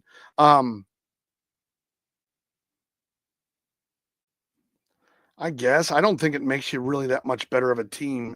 If you're getting Tyreek, Madison, and Pollard and Montgomery are kind of a wash. Madison and Eckler, maybe Eckler's a little bit better because when Robinson's out, he puts up good points, but Madison's not putting up good points, and he's the number one running back. Tyreek has a higher potential ceiling than JSN, so that's the only area that you might upgrade on. Because I'm even thinking, like, what if you traded Eckler and JSN for Madison and Tyreek and just kept Montgomery and Pollard? I don't know. Unless you want to get rid of Montgomery, you're tired of him. I can see where you would go after Pollard. But if you look at the teams, Detroit's a lot better offense than Pollard's Tennessee. Where are we at here? Come on. Yeah. So I don't know that it makes you that much better unless Tyreek puts up Tyreek numbers. That's the only way this trade really has a winner. And that would be you, I guess, if you get Tyreek. So it's not like Montgomery and Pollard, one of them's way better than the other. And then the other running backs are just kind of a swap. You trade a number 2 running back for a number 1 who's not doing so well. And then you have JSN for Tyreek. So you're trading a number 2 for a number 1, but the number 1 has a higher ceiling. Just the way you want to look at it. I don't think there's a clear winner. I think maybe Pollard, Madison, Tyreek. If you get them, you win by a little bit because Tyreek should be putting up more points, and hopefully he'll be there with Tua soon. All right, that was Teddy. I know it ended in a Y. It wasn't Johnny. Yeah, it was Teddy. All right, so we are all caught up on gifting right now. Yes, sir. Thanks for the help. Oh, no problem, Teddy. Thank you for your support. So if you have a question and you want to get first in line, you want your golden ticket, please feel free to send me a rose. That's 1 coin, that's 1 penny, and you move to the front of the line. We're all caught up on gifting, so you'll be the next question. But while we're waiting, 2 kinds of people move up in line: the people who followed me on this chat and the people who have gifted in the past. And Alex is someone who apparently has gifted in the past. BTJ, is he playing? Look that up. I believe he's questionable. Let me just.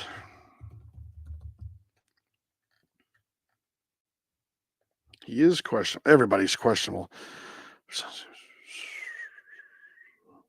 Same for the Gabe Davis, Thomas and Davis. At this stage, it looks like Jacksonville's trending toward having both.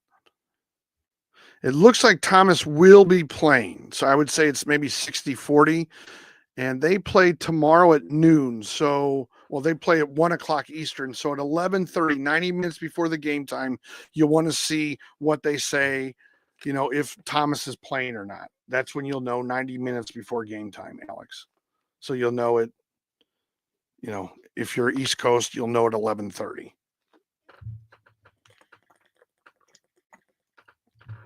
Oh man. Wow. All right.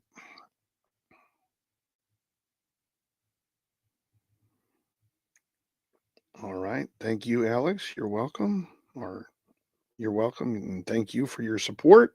All right, let's just do a quick reset. I go live almost every day. If you want to move to the front of the line, if you want your golden ticket, you can have you can send a gift. It can be 1 rose. 1 rose is like 1 coin, which is equal to like about 1 penny. So for a penny, you move to the front of the line. So I don't ask for much, guys. Not at this point. Maybe one day I'll ask for a little bit more, but not right now.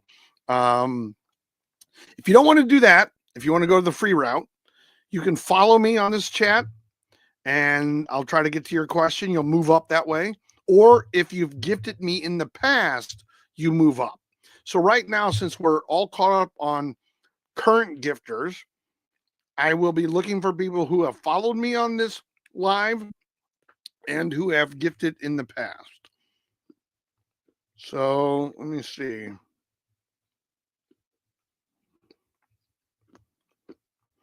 I'm looking for people who have followed. Okay.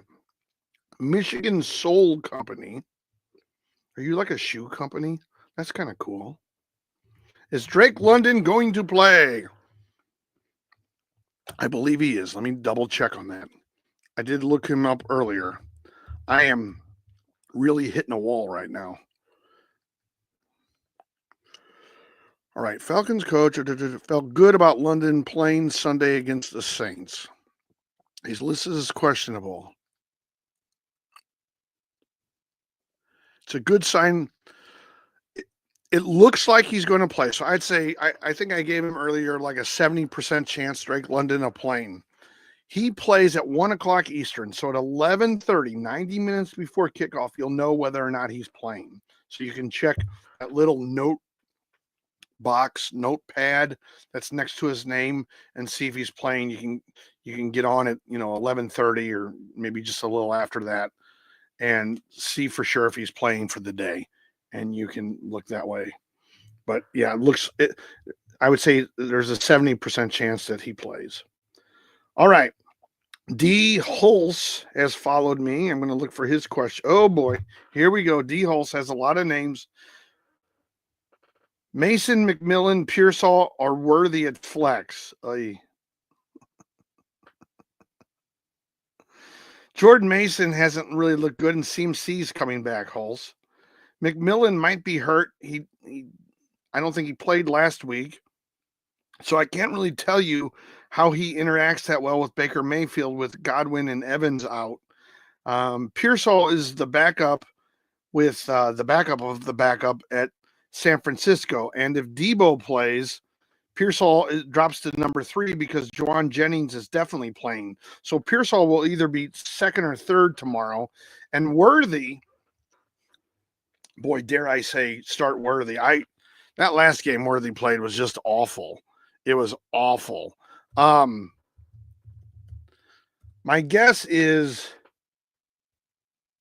you might be in a big league, like more than 10 teams is my guess, or that you might have a very competitive league where oftentimes in a 10-team league, 1 or 2 of the fantasy owners aren't really on top of their teams and have people that are still injured starting and things. So it's one of those 2 things because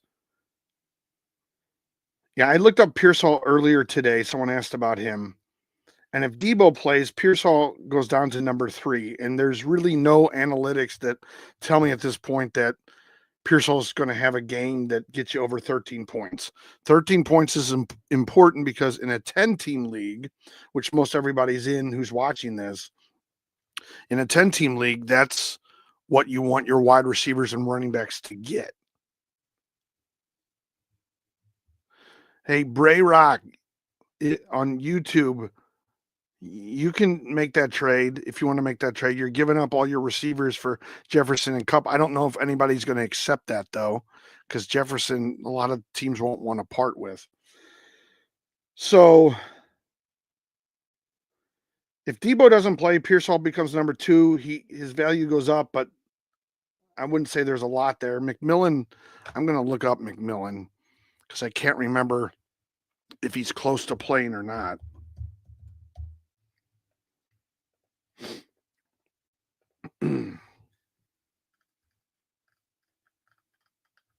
He didn't play last week.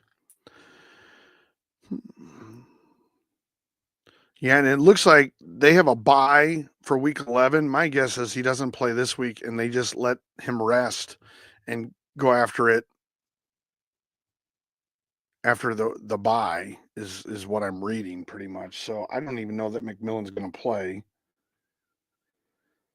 Mason doesn't have much value because CMC comes back this week. That's the big problem with him. Oh my God, I'm actually going to recommend Worthy, I think. I'm kind of leaning towards Mason and Worthy. Mason or Worthy, rather. I mean, Mason or Worthy had -1 point. Let me look up Mason. I can't go with Worthy. They're going against Denver. It's not a good matchup. Although you could say Hopkins will get Surtain and it might make Worthy open, but then it might also help Watson, who got a lot of the passes.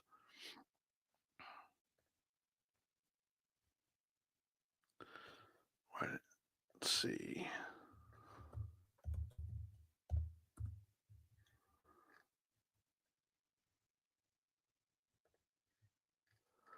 Oh, God. Mason had 1.8 points last game. Oh, God.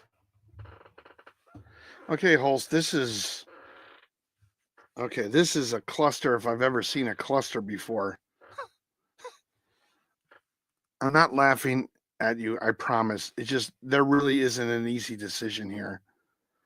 Worthy, I can't in good faith recommend starting Worthy at -1. He had 7, 8, 8.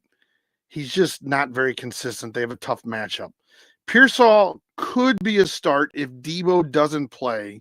You'll know that though 90 minutes before game time, which is it is a 1:00 Eastern game. It's in Tampa Bay, so you can make that decision tomorrow morning. McMillan is the same kind of way. I don't even know if he's going to play. And Mason, I can't say at this point is going to have really virtually any value. He had been doing good, but the last game he only got 1.8 points. So he's almost like Worthy. I can't in good faith. Well, they did have a bye though. If Debo doesn't go, you can start Pearsall. Okay? That would be my recommendation. And then after that, I would say, because I don't know anything about McMillan and Baker and the synergy they have, and if McMillan will put up Evans Godwin numbers or will be putting up what he usually puts up, because they still have Otten and they have Rashad White coming out of the backfield. And, that did pretty good for them the last couple of weeks, let's be honest. Worthy, I can't in good faith. Debo doesn't play Pearsall. Oh, my God. I'm afraid to say Mason because I don't know how much if CMC plays. It's not for certain that if CMC doesn't play, Mason could be one. If CMC doesn't play. But if he does play, I have a big question. If Debo doesn't play, then you could put Pearsall. God. These are all what ifs. This is the worst. And McMillan, I don't think is going to play. I don't think if McMillan plays, look, if CMC plays and Debo plays, then Mason and Pearsall lose a lot of their value. If McMillan plays, you could play McMillan. But if Debo doesn't play, you could play Pearsall. Like he trumps McMillan in my mind. And if CMC doesn't play, Mason trumps everyone, although he hasn't been consistent. but I would figure with Debo in, that means Debo's in, but CMC's out. You could start Mason. Oh my God, I'm confusing myself. Don't go with Worthy. If Debo doesn't play, Pearsall. But who trumps that is if CMC doesn't play Mason. But if CMC does play, don't play Mason.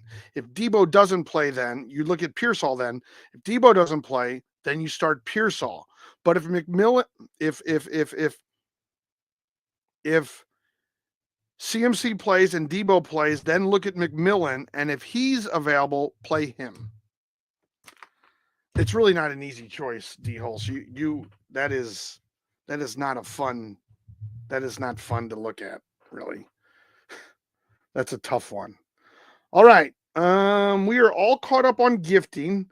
If you make a gift right now, you can jump to the front of the line. I will read your question immediately. It can be 1 rose, which is 1 coin, which is 1 penny. But if we stay all caught up, then we will go to folks who have either followed me today or who have gifted in the past. Those are like the only 2 things I can read since I have to do this on my phone. Maya, but she's talking to Croxon.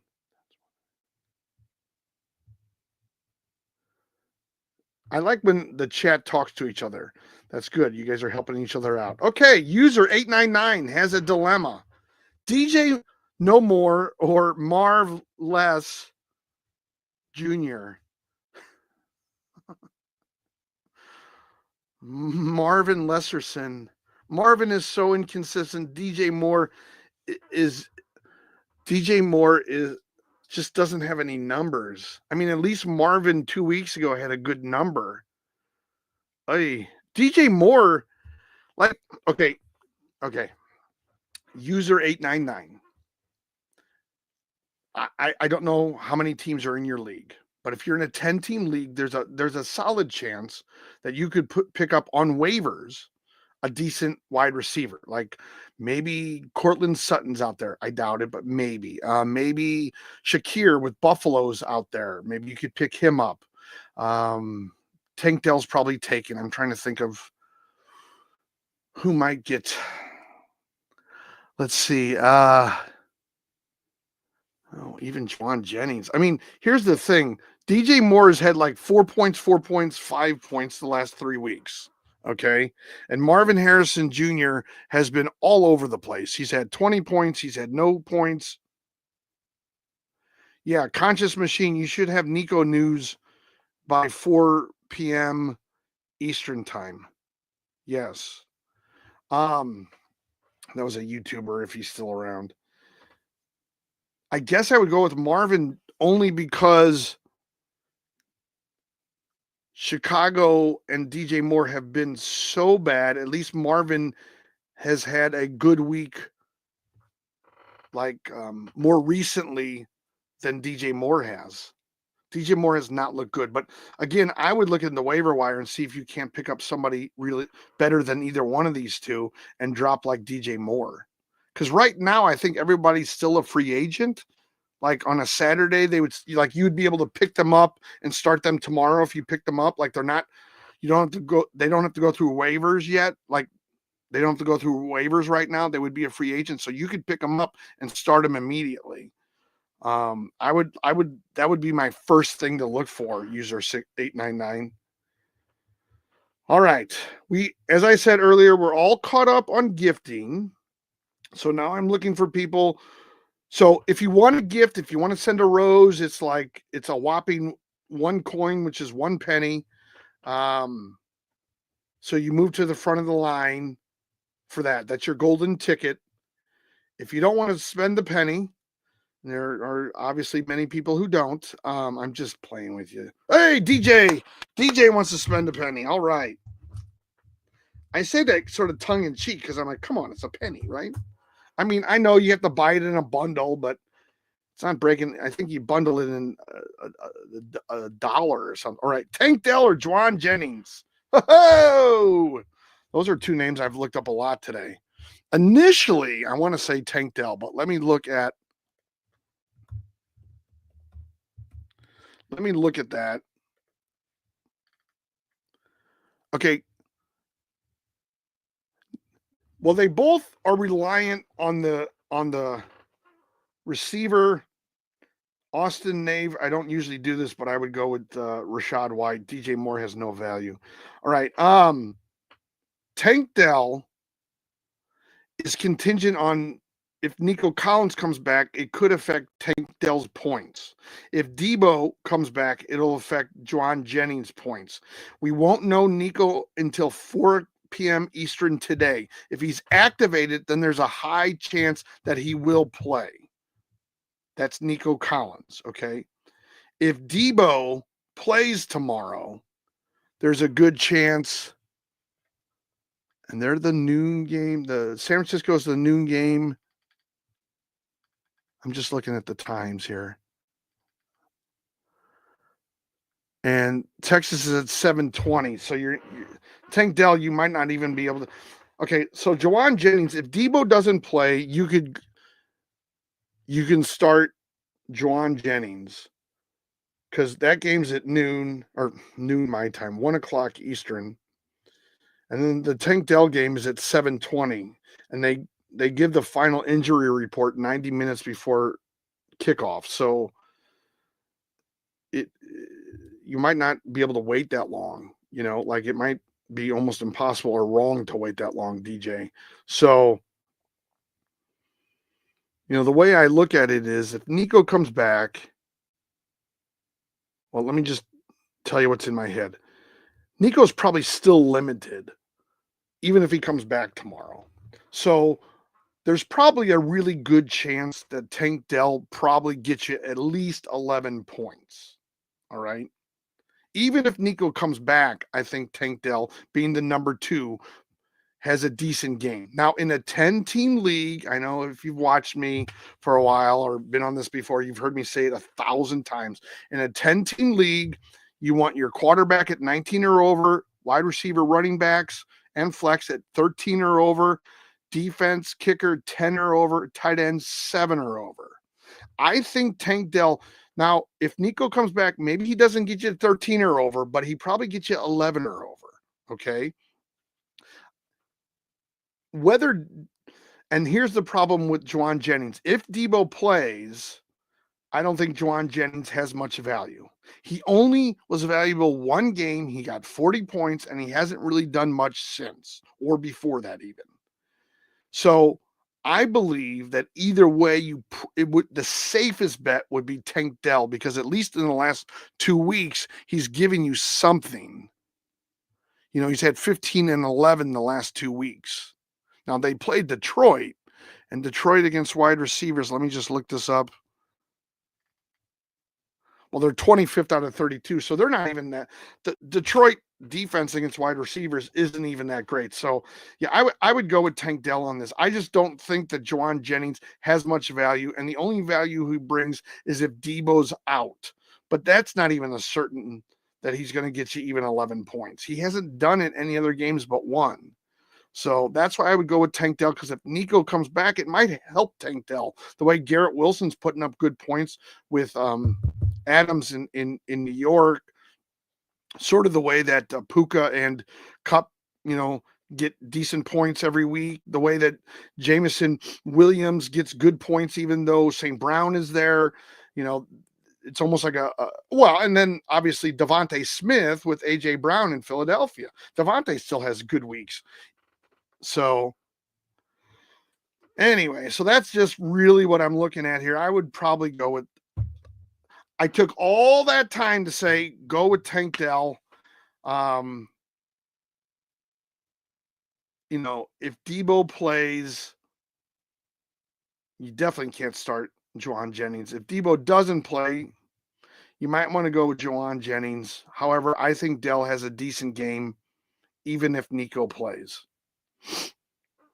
And that's based on the fact that when he has been in number 2, he has put up, Tank Dell has put up good points. Jauan Jennings has had one good week, and that's it. All right, everybody. What about Jonathan Brooks and Tank Bigsby? Asked at 47. I just read yours because I thought you tricked me with the blue 47. Okay. What about Jonathan Brooks and Tank Bigsby? Well, first of all, we don't even know that Jonathan Brooks is going to play. We don't know that he'll have any value this week. Okay. And if anything, Brooks will be maybe relieving Chuba and not really doing anything else. He's still questionable. He's still questionable for week 10. And he probably will be limited. So I wouldn't even go with Brooks. And Tank Bigsby at this point, you can almost drop and look for somebody better on waivers. Bigsby and ETN have not much value anymore. They're sort of gone back to the common pack of cards, if you will. So I don't even know if you had to start one, I might go with Bigsby, but I can't in good faith tell you that Bigsby's going to get, over 8 or 9 points. I don't think Jonathan Brooks is. I don't think Brooks is going to get a lot of carries. The only way Brooks scores a decent amount of points is if the ball's on the 1 or the 2 and he scores a touchdown. All right. The real user. Okay, the real user. Duh. Neighbors and ETN for a Chan. Yeah, I would do that in a heartbeat. ETN has 0 value. Neighbors has value. Oh, Landon, you will be next on the list. Thank you for gifting. Neighbors has not been putting up the same amount of points that he put up before the injury, but they're okay. They're average, like 10 points, I think. Him and Tyreek have had 10 points the last 2 weeks each. ETN has no value anymore. If you don't make this trade, I would try to upgrade and just pick somebody up for ETN. He has no value anymore. If you can trade Neighbors and ETN for a Chan, if somebody will take that trade, I would take it like that because you're getting a steal. You might get arrested. It's that much of a deal. I'm telling you right now, like they might call the cops on you with that one. I'm probably going to get banned on TikTok because I just said steal on cops. But you're like, if you trade Neighbors and ETN and you get a Chan, oh my God, that was awesome. That's like a 80-20 kind of difference. Like I would do that in a heart. I would have done that yesterday. That would be a great trade. The real user. All right, I'm looking for Landon. Landon followed. I know you.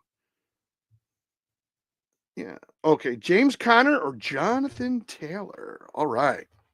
Getting back into it. Buffalo against the running back. Do I have that up anywhere? No, of course not. The Bills against a running back. God.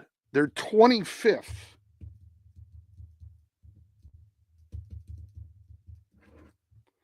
So that bodes well for Taylor. The only thing about Taylor that worries me is they don't have I don't like their offense there in Indianapolis. Flacco did not look good. Richardson has not looked good. I don't know what's going on there. I do worry about that. Okay. Connor plays the Jets. The Jets are number 8.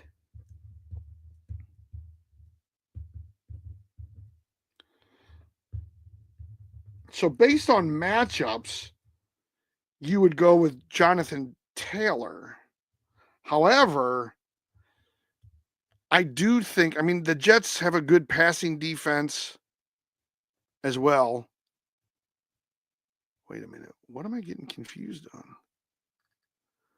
No. Yeah, they do. They're number 2 against wide receivers.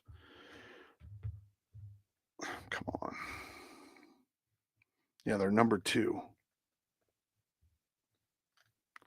They're number 8. The Jets have a good defense overall. That's the one thing that worries me about this matchup. Taylor has a much easier opponent than Connor does. But Connor has been much more consistent than Taylor has been. Let me just look those two guys up. Let me look at the actual analytics here.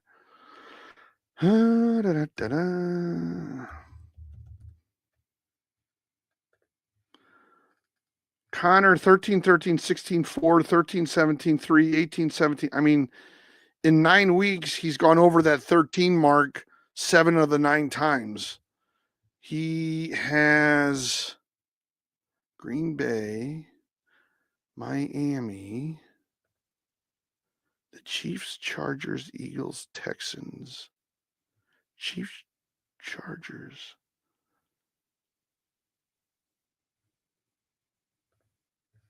Where's Miami? Oh, I guess Miami's not in the top. Chiefs. Let's see. Chicago. Not there. Let's see. I'm just looking up Miami. The Chargers. The Chargers, Connor had 16 points, and the Chargers are number 2 against running backs. I would go with Connor because he's been more consistent and he played a really good Chargers team and still got 16 points.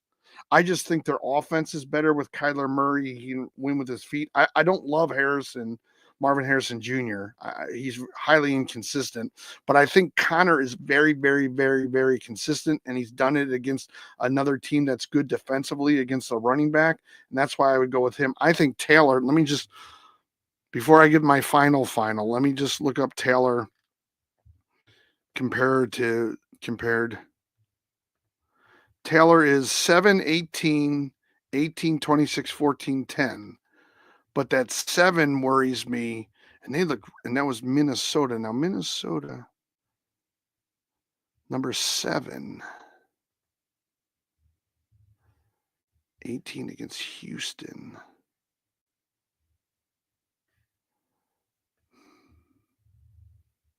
Oh, well, let me look up Buffalo.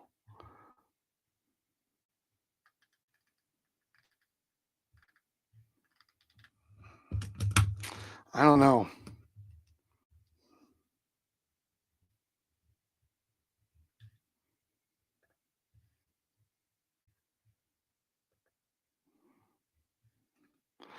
Okay, here's how to look at this, okay, Landon? Jonathan Taylor is a little more volatile. He's a little bit more inconsistent, okay? He only had 7 points the last game. I think Flacco looked bad that game too, okay? And that was against Minnesota. All right. So that could have all played into it, number one. I think Jonathan Taylor, while maybe a little more inconsistent than James Conner, has a higher ceiling. He's scored 26 points. I don't think Conner has ever gotten over 18 this year. Okay. So if you wanted to go with a little bit riskier, but that could get you more points, you can put Taylor in there if you're okay with that risk. If you want something a little steadier, you can go with Conner. The other thing to remember is Taylor has a much weaker defense that he's going against. So, in essence, on paper, my estimation would be that Conner gets you 13 to maybe 14 points because that's kind of the window that he gives, maybe 15. Okay, that's Conner. Taylor, on the other hand, when he plays and he has a weaker opponent, he gets you 14 to 18. So, based on the matchup and based on the ceiling, you might want to go with Taylor. There's a little risk there because he had that 7.4 game against Minnesota. But Buffalo is a lot worse than Minnesota on the run defense, that is. Yeah, I would go with Taylor probably. I kind of talked myself into Conner and I talked myself out, and I said I would probably go with Taylor. I think Taylor against that Bills. Let me think about this though. Okay, there is a caveat here though. If Buffalo, which I don't think this is going to be the case because there's a good chance Shakir will be Buffalo's number 1 wide receiver. But if Buffalo jumps to a huge lead early on, the Colts will be passing more and not running so much. But I don't know that that will be the case because, you know, Shakir's probably their number one. Amari Cooper probably isn't playing. There's a good chance he won't play. Keon Coleman's not playing. So their wide receiver core are a bunch of, second, third, fourth stringers, which, they're unknown. So the what that means is we think of them as lesser than, but maybe one, jumps out of nowhere and becomes, Jerry Rice, but that probably is not the case. So that's the only thought is if Buffalo jumps to a huge lead, they'll be passing the ball more, but I don't see that happening because of the injuries to the Buffalo top two wide receivers, Keon Coleman and Amari Cooper. All right. I don't think we've got gifted anymore. Thank you, Landon, for that. I've been on for an hour and a half or 2 hours, guys. I think I'm going to jump off. I'll probably be back on later tonight.